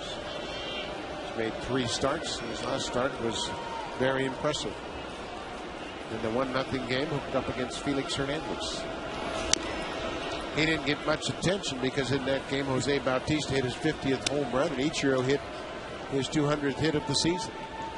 And oh, by the way, Sean Hill beat Felix Hernandez. Yeah. Felix Hernandez, what would he do with 5 runs a game? Be about 20-2. Yeah, he's really going to be good when he grows up. 24 years old. Strike 3 call. John Buck looks at an outside fastball. Again, Mosley making good pitches with the fastball. You could win an all-new Honda CRZ and other great prizes when you vote for the Honda Play of the Month. Vote today at BlueJays.com. 2 outs. Adam Lind, a single and a strikeout.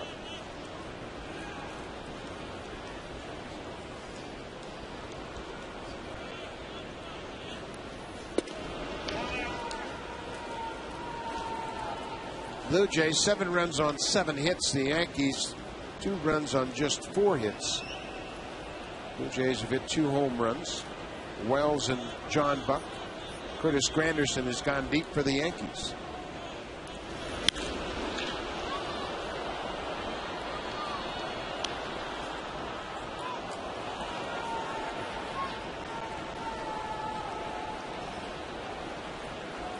The Yankees would also clinch a playoff berth if the Boston Red Sox lose tonight. Currently, Boston is winning.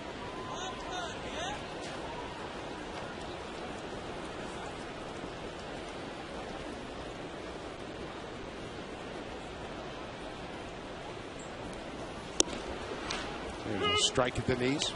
Boston is beating the White Sox. Clay Buchholz on the mound for the Red Sox. That's why the game last night was so huge for the Yankees to come back and win that game against Boston. Red Sox would have swept them. They would have gotten the lead down to 5 games. The changeup, and Mosley strikes out. Then 2 strikeouts in the inning. The Blue Jays strand the base runner. We have played 5 complete here. The Blue Jays lead 7-2. Brian Talon will come on in relief.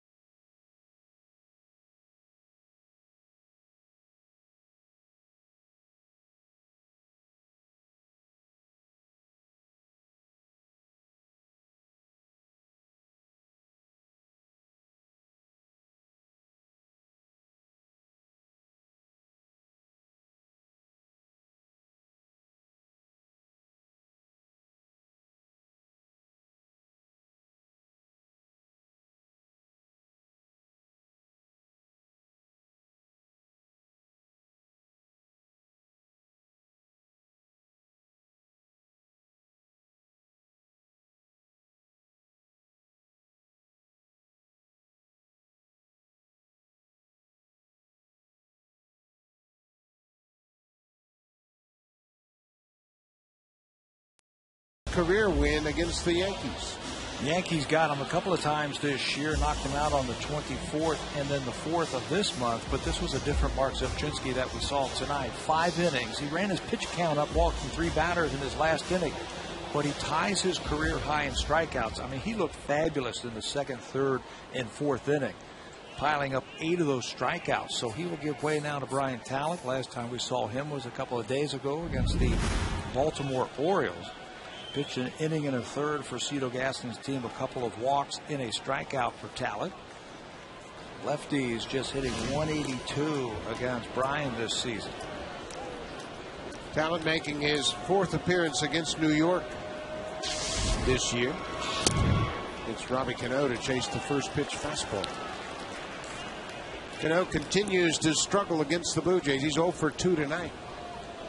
Came into this series batting 164 against Toronto. Hard to figure. Every time you look at the box scores for the Yankees, you see Cano with 2 or 3 hits and just piling up the numbers, and you expect that here. But the Blue Jays have pitched him tough.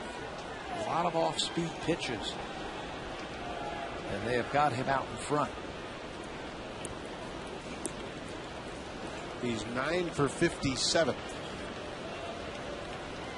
against the Blue Jays pitching staff. Get him to chase that inside fastball. Amazing how a great hitter can struggle against a particular team. It just happens to not match up well against a staff. It might be their style. It might be the types of pitchers. Good play right there by John Buck to keep that ball from hitting the dirt. First strikeout for Brian Talent. Take a look at Robinson Cano and Alex Rodriguez this year against the Blue Jays. They haven't had much success. Two of the best hitters in the American League. Both of them getting closer to 330 home runs. Not hit with runners in scoring position this year. It helps if you can shut down the middle of the lineup. They've pitched Teixeira tough this year. They've pitched, as you can see from those numbers, A-Rod and Cano. Marcus Timms 1 for 2.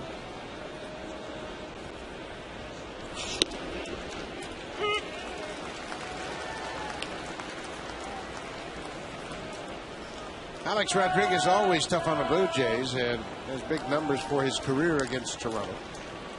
A little bit different story this season. He loves hitting in this ballpark too. He's got tremendous numbers hitting at Rogers Center. But the Jays have pitched him awfully tough.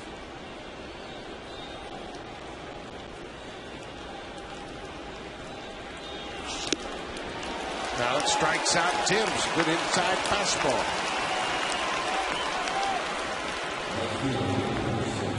Second time that Timms has gone down via the strikeout. A little cutter on the inside part of the plate. Talent's coming out of that bullpen, throwing strikes. 2 outs here to start the 6th. Austin Kearns, the left fielder, goes after the first pitch.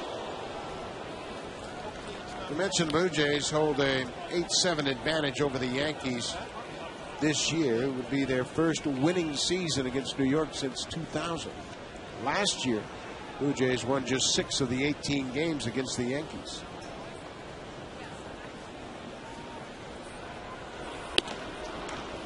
How much do you buy into that quote many teams talk about during September? Well, the season starts fresh in October, the postseason.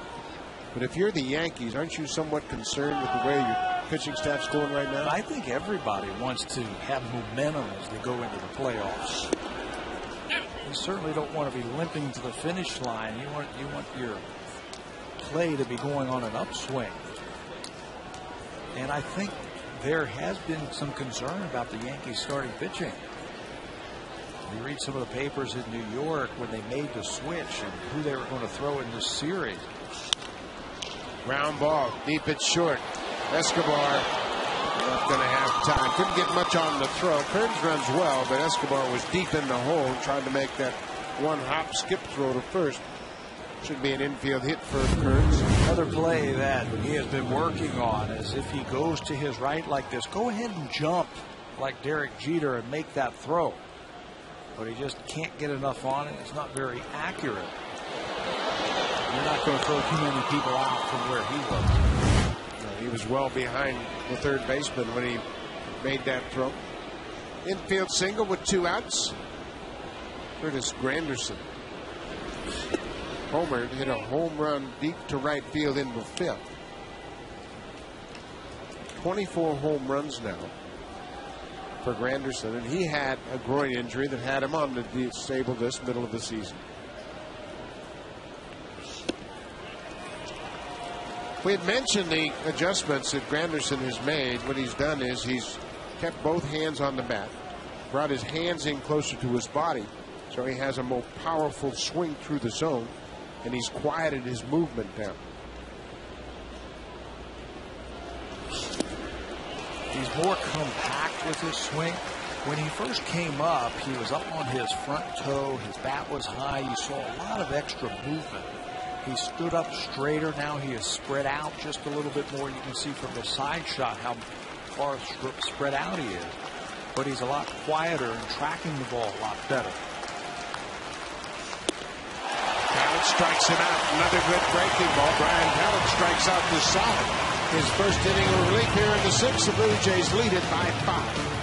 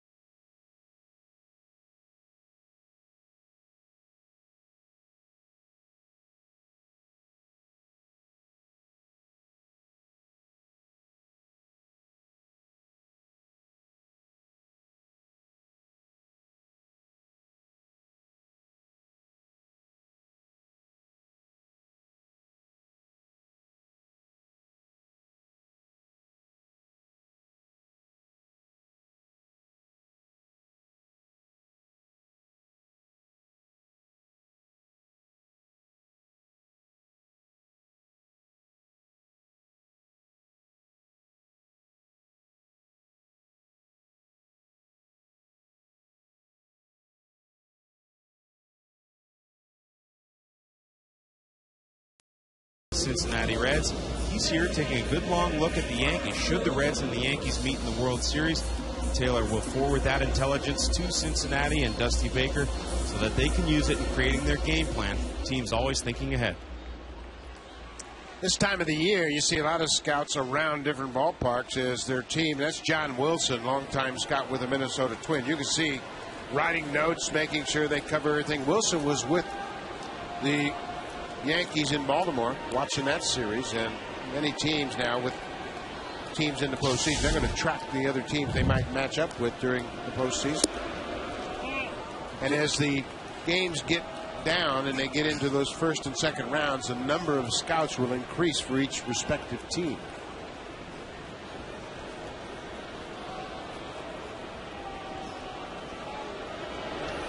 Last year at the NLCS in Philadelphia, the Yankees had 10 scouts at the ballpark. Watching pitchers, watching tendencies, watching the manager, hitters, how they defend everybody. I mean, there's so much that goes into it now. Well, another thing, too, is when you see teams, and this was brought up by the Twin scout, John Wilson, he watched Buck Showalter's Orioles pitch to the Yankees. Buck Showalter managed the Yankees, certainly had Jeter and Posada, so he knows them very well. So Wilson's information was a little bit more informed when he watched the Orioles pitch to the Yankees than it might be here with the Blue Jays pitching to the Yankees. Yeah, they definitely had a plan of what they were trying to do to Jeter, the Baltimore Orioles, and they really handcuffed them and had a bad series. High pop-up in the left field. Should be an easy play for Austin Kearns. And it is. I was talking to Jeff Taylor before the game today, and he said, well, what brings you back to Toronto? And I said, well, Cincinnati sent me here just in case. I said, well, do you have any questions for me? I've been watching the Yankees all season long. He goes, yeah, how do you get Robinson Cano out? I said, just watch the game tonight. The Blue Jays have pitched him really tough. That's another thing you would do if you're an advanced scout, and you would go and look at the matchups, how the Blue Jays have handled Teixeira, A-Rod, and Cano, and then you'd really pay particular attention to how they're pitching those particular battles. John McDonald pops it up again, this time behind second. Cano calls for it. 2 outs. You know, you can have all the information in the world, and the information is out there. People spend money to send scouts and everything like that, but you still have to perform. And if the scouting report says you've got to throw Robinson Cano a lot of changeups, if you can't perform, if you can't do that, you're not going to get him out. Yeah. And certainly, I think the value of advanced scouts at this point of the season, to see who's hot, to see who's really swinging the bat well, and make sure that you try to come up with a game plan. And that's the value of having 2 or 3 scouts at the ballpark, where you can exchange ideas. You and I could sit and watch a hitter like Travis Snyder, and we could have differing views on how to pitch him. And you take all that information and you throw it together, and I think the value of a scout is, okay, I'm going to watch the Yankees. How do I beat the Yankees? Can I find a chink in their armor? You know, if it's how to pitch a guy or what I need to do to beat the Yankees, I think that's a great value of a scout. How do I beat A.J. Burnett if he's watching the game tonight? Or C.C. Sabathia is supposed to pitch tomorrow. There's a bullet into right field. Swisher's not going to get it. It'll go all the way to the wall. Snyder's around first, headed for second. He stops at second. Had thoughts of third base right there, but saw the throw headed back to the cutoff man and stops with 2. He clobbers that pitch from Dustin Mosley. When he stays on top of the ball, watch how the barrel of the bat stays on top of the ball and goes right through the hitting plane. He is thinking extra bases here. When that ball got by Swisher, banged up against the wall, he was thinking about 3. But from where I was sitting, he knows he has 2 here. I don't know if he got the bag when he came around second base. He missed it. So he had to stop. 2 outs. Escobar cuts on the first pitch from Mosley. Well, with 2 outs, you got to make sure you can make it standing up at third, but also when you miss second, put on the brakes. Always a good idea to stop.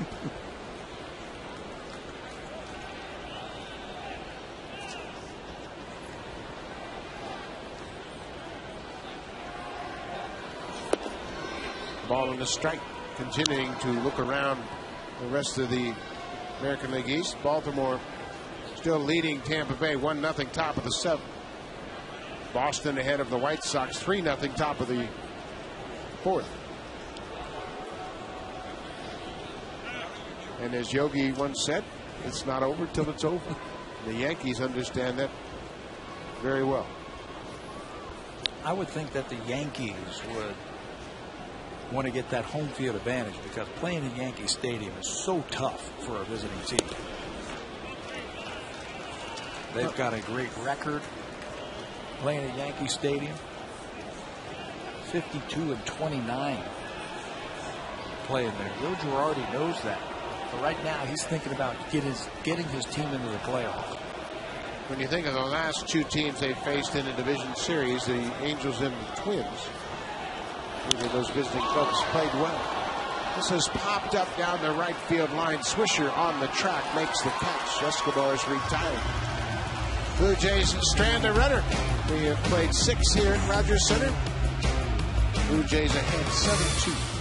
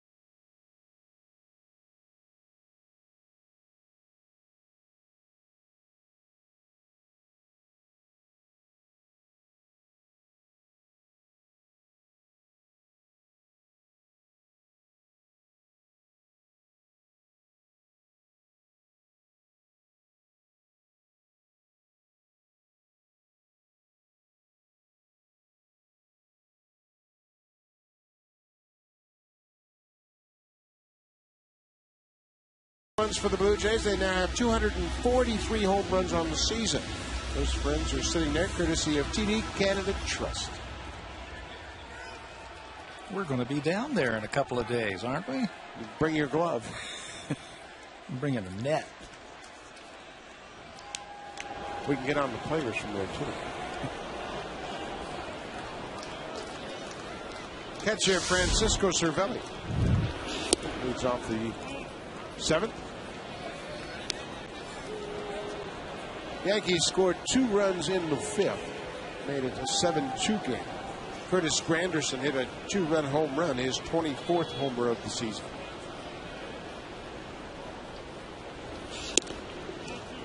2-0.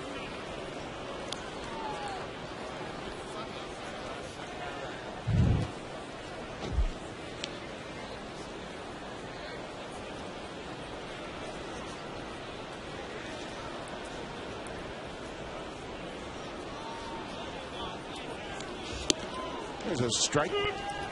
One thing you want to avoid. The only time Mark Zepchinski got in trouble tonight is when he walked batters. As we mentioned, he had 9 strikeouts before he walked the leadoff batter in the 5th. And then he would ultimately walk 3 batters in that 5th inning that contributed to the Yankees' 2 runs. High fly into shallow center field. Vernon Wells calls for it. 1 out. Blue Jays bullpen throwing again. The left-hander is Jesse Carlson. The right-hander is Josh Reddick. Just in case, Brian Talent has made 27 relief appearances this year, and over half of them he's thrown multiple innings. So he's working on his 2nd inning here. And just in case he falls into trouble and they need to make a pitching change. They've got a righty and a lefty working. You were just talking about the inning that Mark Zebchinski had trouble in the 5th inning. The biggest pitch in that inning was to Derek Jeter. He had a walk, a home run, a walk, and then Jeter was at the plate and he got the double play, which was huge. Fly ball, right field line, and slicing off the truck. Bautista couldn't make the play. Yeah, if Jeter gets aboard, even if he hits into a force out, Zebchinski probably doesn't get out of the inning. He ended up walking Swisher and then gave up a base hit to Teixeira, so there's no telling what that inning would have looked like if he didn't make a great pitch against Jeter and got the double play.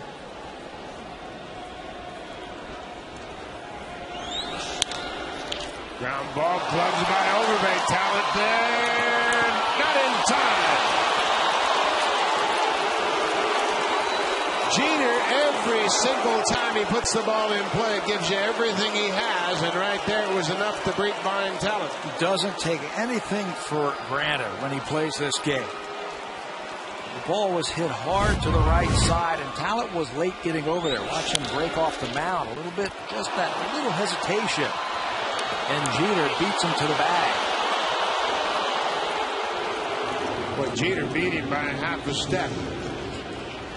Overbay quickly shovels it to Talent, but Talent wasn't going to win the foot race. You could see Jeter's ahead of Talent.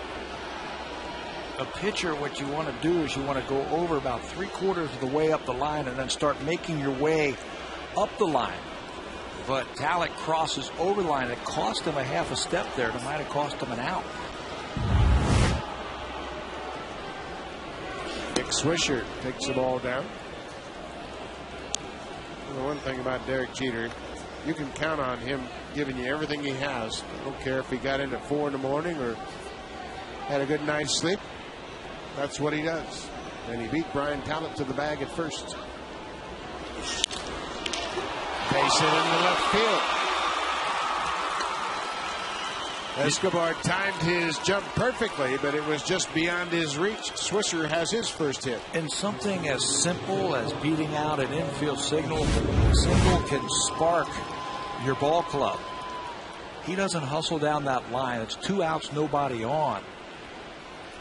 Maybe you pitch differently to Swisher, but there's a base hit and now a setup for the middle of the lineup. You can speak to this as a former player. How many times have you seen guys hit the ball hard, recognize a good defensive play, and then give up? And then stop. Yeah. Saying, I'm out. Yeah. And Jeter just never does that. I mean, it was so easy to say, oh, well, Overbay made a good play, and you just give up for a half a stride. It costs you. Oh, we're down by 5 runs, too.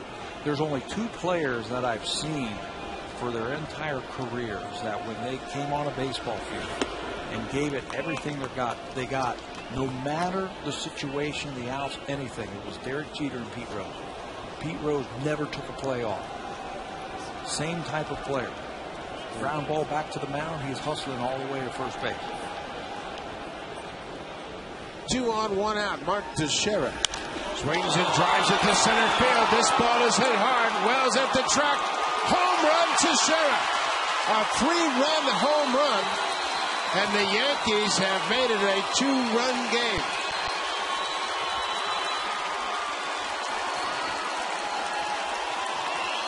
With their ability to get on base and to score runs, they're never out of a game. Just 1 out in the 7th inning, and maybe that little play by Jeter sparks something. Teixeira gets a fastball out over the middle of the plate and muscles the ball to center field. This ball has hit a ton into the first deck, and just like that, that 3-run homer has brought the Yankees to within 2. Mark Teixeira has 17 RBI against the Blue Jays now. He knocks Brian Talent out of the game. Josh Renicky will come on.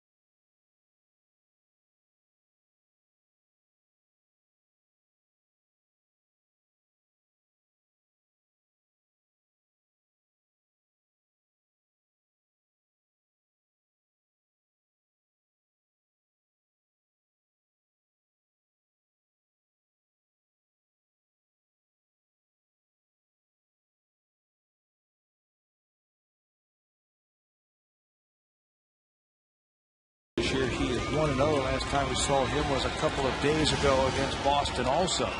He can strike you out. I think that's what Cito Gaston is looking for right now as he faces A-Rod. Someone who can come out, throw strikes, and get to the 8th and 9th inning for the closer. Alex Rodriguez, 0 for 3. A couple of strikeouts. Swings at the first pitch, hits it on the ground to Encarnacion. 1 pitch, 1 out for Renicky.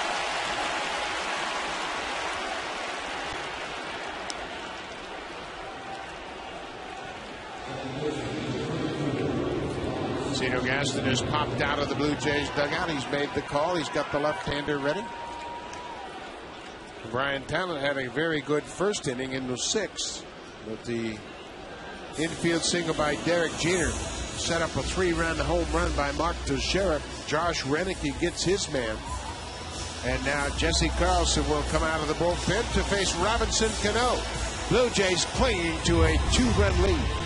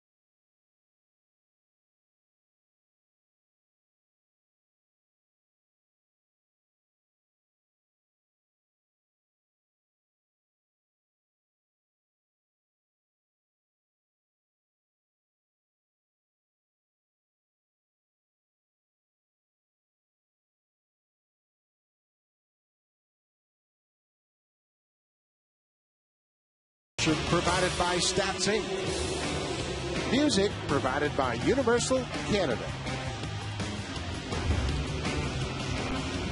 Well, the Yankees have stormed back. 2 in the 5th, 3 here in the 7th. The third pitcher of the inning, Jesse Carlson, will come on to face Robbie Cano. Cito Gaston using his very deep bullpen to go righty-righty, lefty-lefty. Left-handers, though, have not bothered Robinson Cano this year. You see the numbers for Carlson.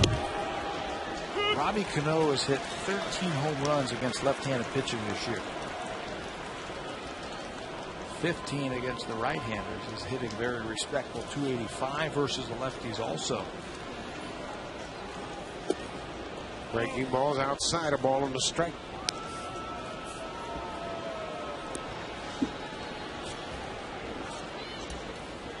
Two outs. Top of the 7th inning.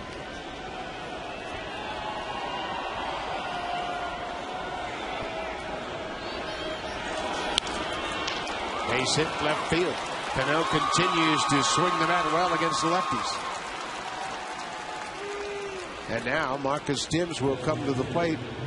The right-hander facing the left-hander, Jesse Carlson. Timms has really worn out lefties this year. Up over 300. And now, just like that, represents the tying run.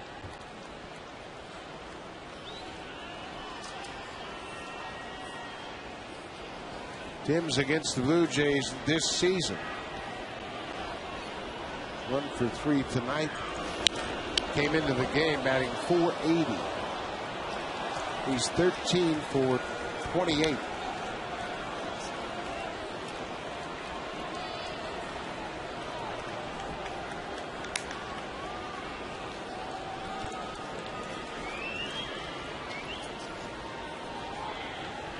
Cano's at first, 2 outs.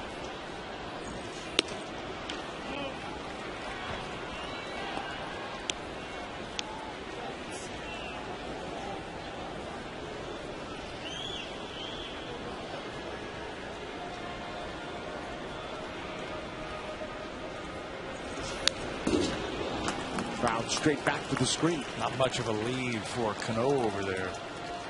That base hit that Carlson gave up to Robbie Cano, just the 3rd hit he has given up all season long to a left-handed batter.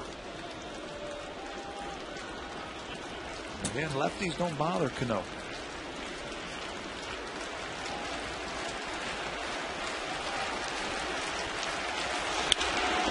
Line drive left field. Snyder is there and makes the catch. Timms hit it right on the button, but right at the left fielder, Travis Snyder.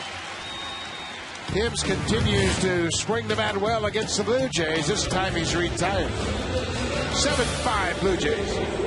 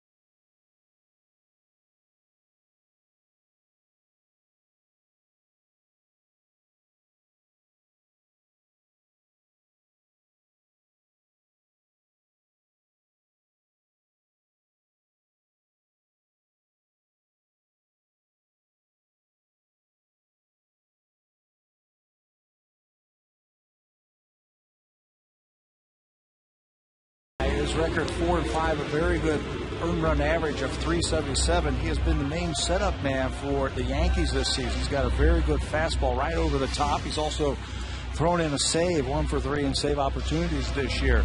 Robertson, 29 walks, 67 strikeouts this year. Been very good setting up Mariano Rivera this year. And back in August, though, he pitched against Jose Bautista, and this is the result. Fastball down and in. That was the game that Nova rushed Bautista back, knocked him down with a high fastball. So some retribution for Bautista as he takes Robertson deep to left field. Robertson has come back and pitched very well of late. And Bautista will be the first batter he faces here, bottom of the 7th. 29 appearances since the All-Star break. His ERA is under 2. Goes very hard and will get a lot of strikeouts. Good fastball, good curveball from Robertson. Robertson, Java Chamberlain, and of course the great Mariano Rivera, they're responsible for the last 3 innings of the game. Boone Logan has also pitched well, Kerry Wood as well. But the back end of their bullpen is in good shape. Yeah, it's been 4-5 with the trades and the pickups that they have gotten during the season. So I think that's a very good strength for the Yankees heading into the playoffs. Line drive left field. Granderson back at the track, makes the catch just in front of the wall. Granderson got a good jump on that ball and ran it down just shy of the fence in left center.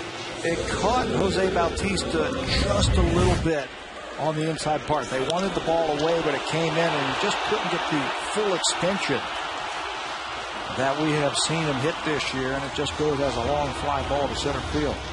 Just missed it. Vernon Wells is 2 for 3, including a 3-run home run.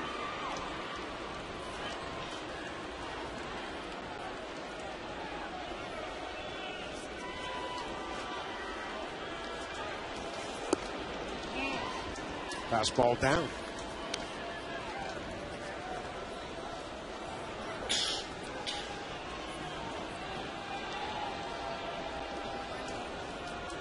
Blue Jays lead 7-5 as they bat into 7th. Base hit. That's got a chance to get all the way to the wall.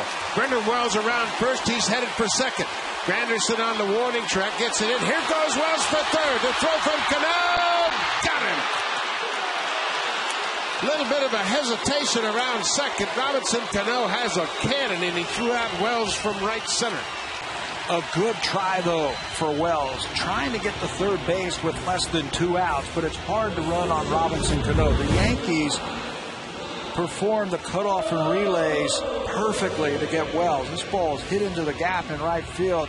Granderson, all he has to do is just catch it and get it to Cano. Get it to the middle infielder and let them do the rest. The secret to that was Cano, how quickly he caught the ball and threw a strike to A-Rod to get Brendan Wells. Granderson initiated it. Cano converted it. A strong throw to third. 2 outs. The whole key to that play was Cano turning his body so he can catch the ball and get rid of it in one swoop. No crow hop for Cano, just catch and throw. Just like he would do on a double play. He's got a strong arm, doesn't he? He will win the Gold Glove, I am sure, as a second baseman in the American League. If he doesn't, it's a big upset. Watch how he receives the ball. His body is already turned, so he just catches it and fires it off of that back leg. A lot of times you'll see middle infielders catch it, crow hop a little bit, really waste time, but not for Robinson Cano there. That was perfectly executed. He couldn't have done that had it not been for a good throw from Granderson. It was right on the money, and Cano didn't have to move his body. And that's what you practice day in and day out down in spring training, and the Yankees executed perfectly.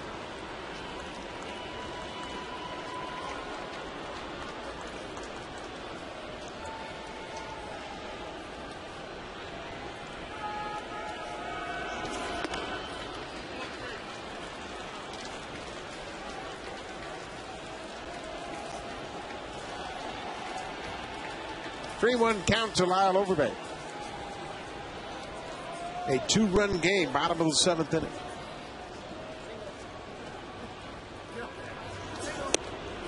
Good fastball from Robertson. Blue Jays haven't scored since the 3rd. And from that point, the Yankees have added 5. What a job their bullpen has done so far to date. Avaladejo, Mosley, and now Robertson.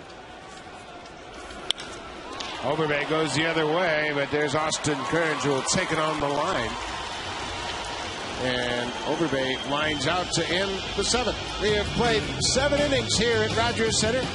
Blue Jays lead by 2.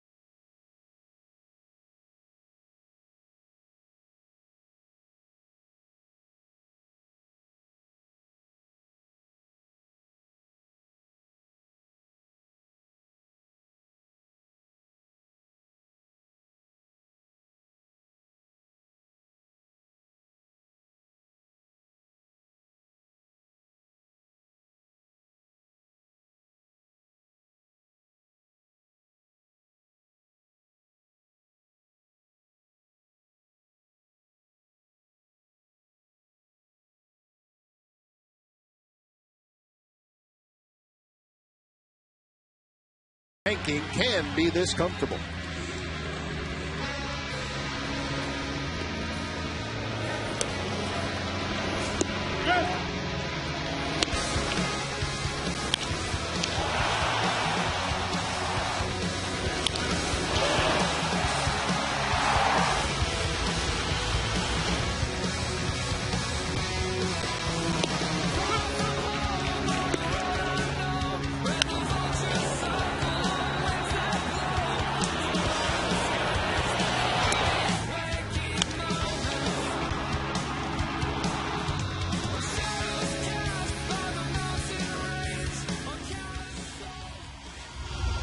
And into a ball game here in the 8th inning. 7-5 Blue Jays lead it. The Yankees added a 3-spot into the 7th.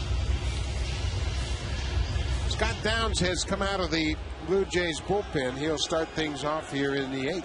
There are the numbers for Scott Downs. 66 games now, which ties him for second with Jason Frazier for the most on the team. Sean Camp leads with 67 games. Good numbers, 5 wins out of the bullpen, an ERA under 3. Opponents hitting just .217 against Downs.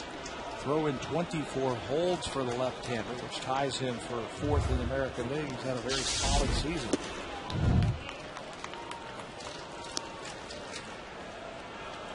Austin Kearns, a couple of singles to go along with a walk. He scored after that walk in the 5th.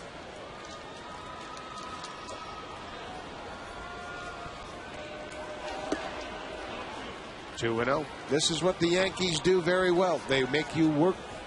They will take pitches. They will work to get on base. They all understand exactly what their assignment is. And for Kearns, it's get on base. Veterans who really work the count, understand what pitchers are trying to do to them.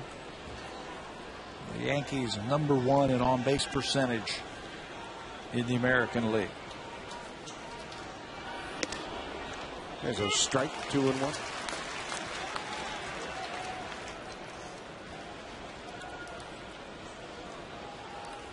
Give you an update around the American League East. Baltimore is leading Tampa Bay 4-0, bottom of the 8th in St. Petersburg, and the Red Sox lead the White Sox 4-0, bottom of the 5th in Chicago.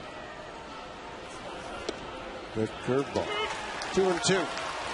After this 3-game series, the Yankees will go to Boston and play a weekend series against the Red Sox.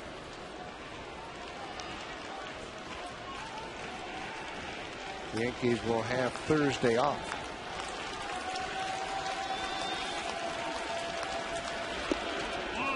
Full count.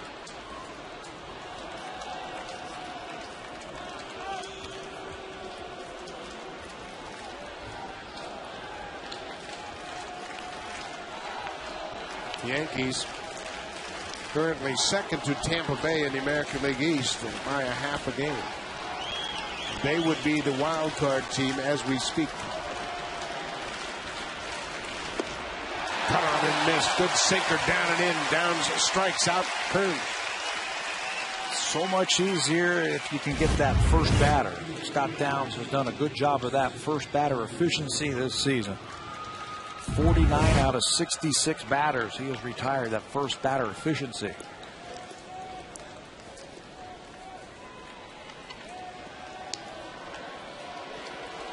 Curtis Granderson, 2-run homer in the 5th off the left-hander.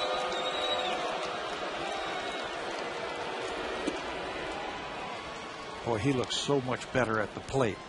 It was just a few years ago that Curtis Granderson led the American League with the most strikeouts.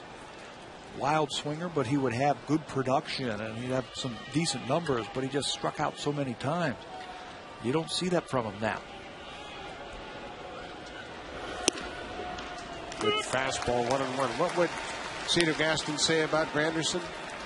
He's coachable. And he's willing to learn.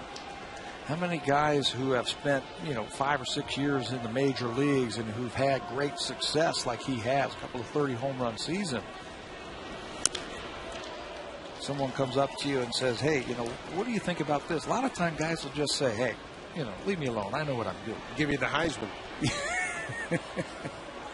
He's not that type of person.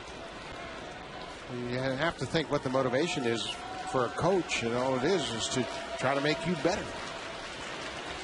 1 ball, 2 strikes, 1 out. Top of the 8th inning. He went.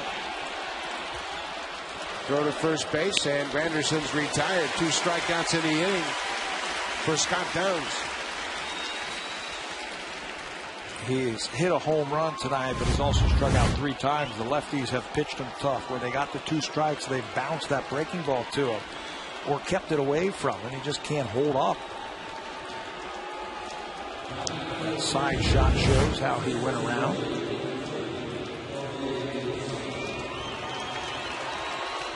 Jorge Posada, the veteran catcher, will come on as a pinch hitter, batting for Francisco Cervelli. Cervelli was 0 for 2 with the walk. Posada is struggling right now, 0 for his last 12 with 7 strikeouts.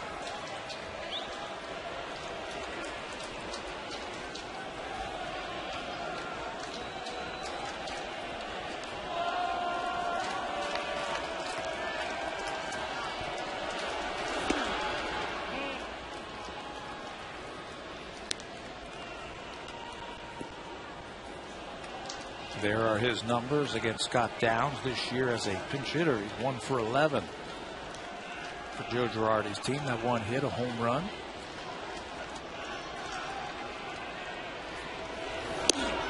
Outside 2-0. Posada as a right-handed hitter this year, 263 with 8 home runs. Batting left-handed, 249 with 10 homers.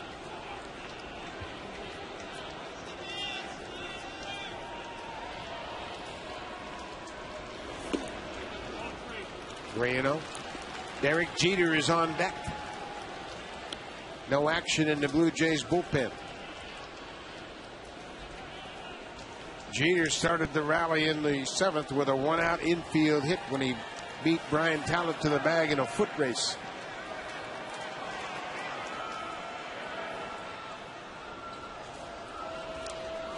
(3-0) to Posada. Check swing. He'd like to have that pitch back. Oh, what a break. A 3-0 check swing tapper to the first baseman ends the 8th inning. Scott Downs comes out of the bullpen and shuts up the Yankees for the 8th.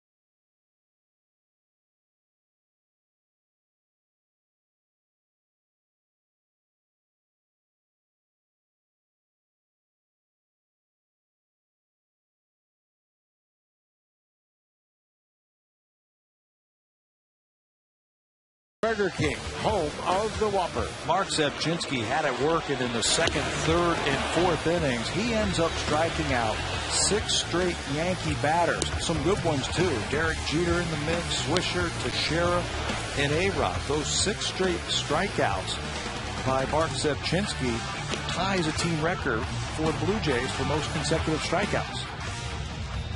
Ted Lilly had that record set in 2004. Now Zepchinski has tied Lilly with 6 straight. Boy, he had it working too.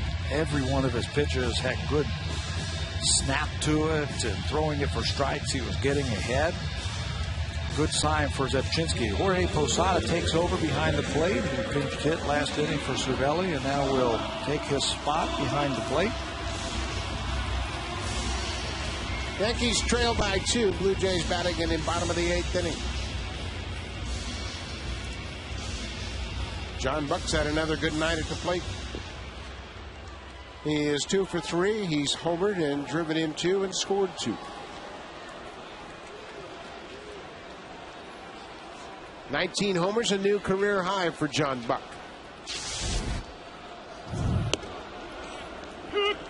The trend continues. First pitch breaking ball. there's going to come a time that John Buck's going to say, you know what, I'm going to sit on that. And if a pitcher just tries to throw one of those get me over breaking balls, he's going to hit it a long way.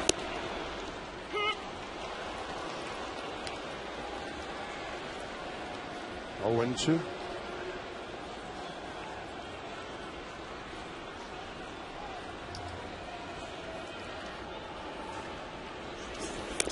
John Buck, 275 average, 19 homers and 63 RBI.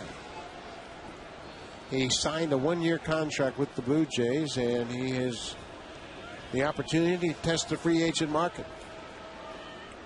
More importantly, though, I think his game calling and the way that he has really brought along a lot of these young pitchers, helped them along, has been very impressive. No question about it. I think that's the biggest improvement in his game from opening day to this point, the leadership he has shown behind the plate and as a team leader in the clubhouse. 2-2 pitch. Full count. John Buck was in Kansas City last year with the Royals, as was Miguel Olivo, who left the Royals and went to Colorado. Olivo had a terrific first half of the season, tailed off a little bit in the second half, but both the Royals catchers having good seasons in 2010. Hit on the ground. Gloved by Alex Rodriguez. Buck's retired. Blue Jays closer Kevin Gregg loosening up. Gregg with 35 saves this season. Joe Girardi has come out of the Yankee dugout. He'll take the ball from David Robertson and call upon the left-hander. Boone Logan comes out of the bullpen. Logan will come on to face Adam Lind with one out here in the eighth.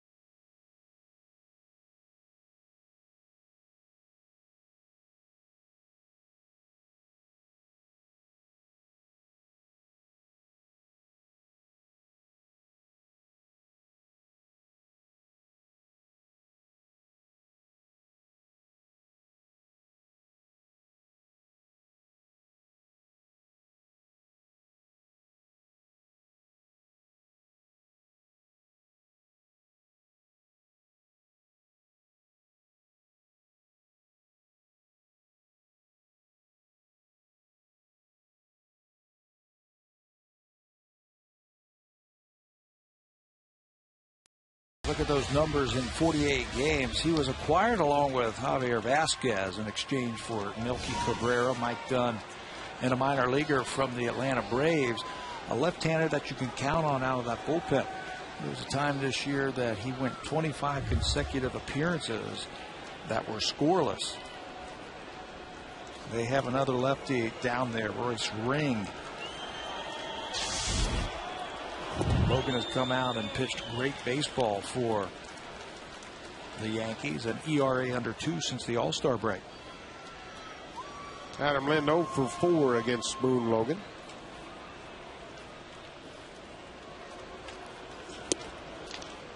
Ball on the strike. Blue Jays leading 7-5 with one out bottom of the 8th inning.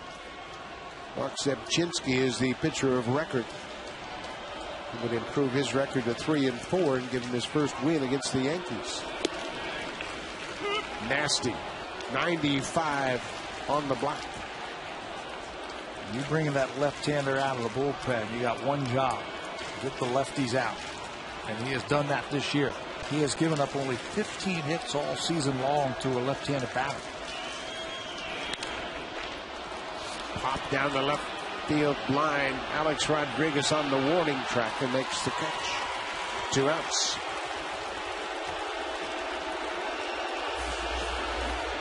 Well, Joe Girardi's got a lot of arms in his bullpen, and he's going to use them. He has popped out of the dugout. Already made the call to the pen. If this goes according to the script, it'd be a right-hander. Logan gets his man. Chad Godin will come out to pitch with 2 outs to face Encarnacion.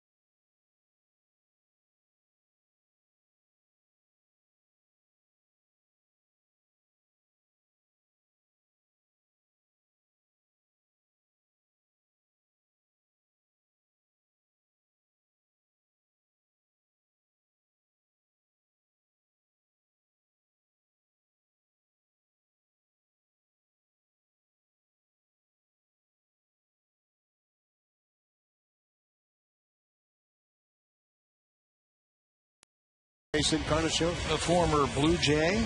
This is the season, both of his numbers when he pitched for the Athletics and the Yankees. He was selected by the Yankees back in May, and he's made 29 appearances for for the Yankees. He used to pitch for Toronto. 41 games totally with an ERA of about 6. Fastball slider type pitcher. He has pitched for Tampa Bay. He has been around. First pitch breaking ball for a strike. Philadelphia Phillies have won tonight. Roy Halladay wins his 21st of the season, a 2-hit complete game. 8-0 win. The Phillies with that win have clinched the National League East. Congratulations. And it looks like home field advantage throughout the playoffs unless they fall apart. Yeah, they have a 7-game lead for home field advantage. Fly ball deep right center. Granderson on the run in front of the warning track, makes the catch. Godin comes out of the bullpen and gets Encarnacion to end the 8th inning. The Yankees will bat in the top of the 9th. They'll have to deal with Kevin Gray. Jeter, Swisher, Teixeira.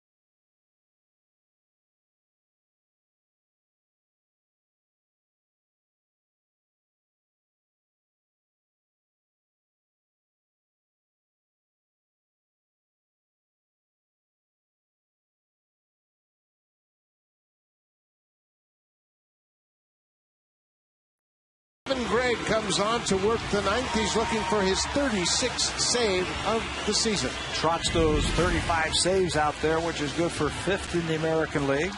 5th most all-time single season for the Blue Jays. 35 for 40. 56 innings pitched, 50 hits. It's going to be tough because he's got to face the top of the lineup. Derek Jeter steps in against Kevin Gregg.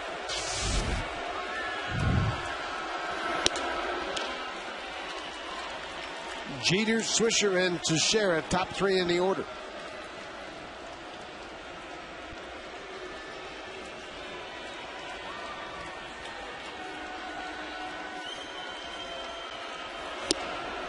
First out of the inning, crucial. First batter efficiency, 39 for 58 for Kevin Gregg. Everybody knows what Derek Jeter's job is right here. See a lot of pitches and make him work. Big one hopper to Escobar, and Jeter is retired. 1 out.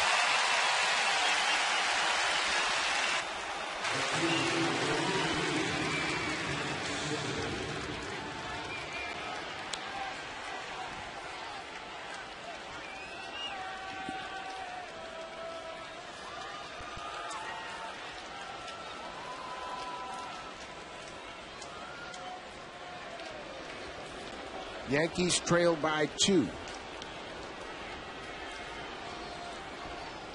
Swisher's 1 for 3. He's also walked.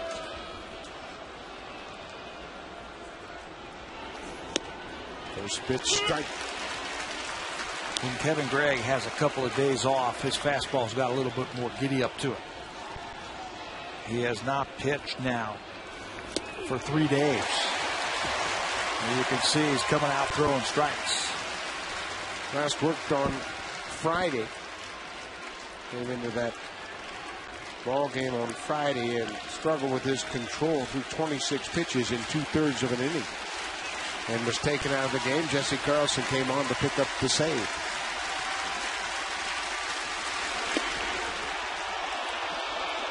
And you can see he's sharp. Works quickly. Has done a good job this year against left-handers, keeping that ball away from him. Popped him up. Shallow center field. Vernon Wells with a long run gets there and makes the catch. 2 outs.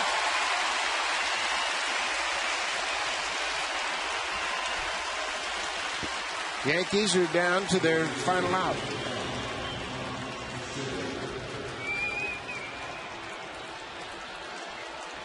Tampa Bay has lost to Baltimore.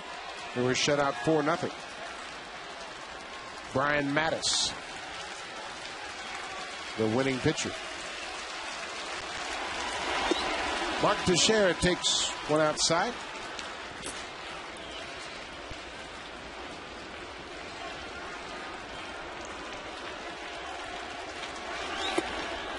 Two and 0. The back end of the bullpen for the Blue Jays this year has been good. They actually have more saves than the Yankees do. 42 saves for the Blue Jays, which ties them for the 4th most in the American League. Kevin Gregg, a big part of that. Fly ball to right. This should do it. Bautista is there, and the Blue Jays win it. Kevin Gregg closes out the 9th inning, his 36th save of the season. John Buck sets a new career high with 19 homers. Vernon Wells hit his 31st, a 3-run shot. All about the bullpen effectiveness tonight and the power of the Blue Jays. Yeah, and I think Mark Zabchinski really set the tone in this game with those 9 strikeouts that he had in the first 4 innings of the game. He was very sharp early. Turns it over to the bullpen. Talent, Reineke, Carlson, and then Downs finish it off. Cito Gaston's troop now goes to 81 wins. They have guaranteed themselves at least a .500 season. Tomorrow, with the loss, the Yankees will send CC Sabathia to the mound against Kyle Drabek. We will see you tomorrow night. Thanks for watching.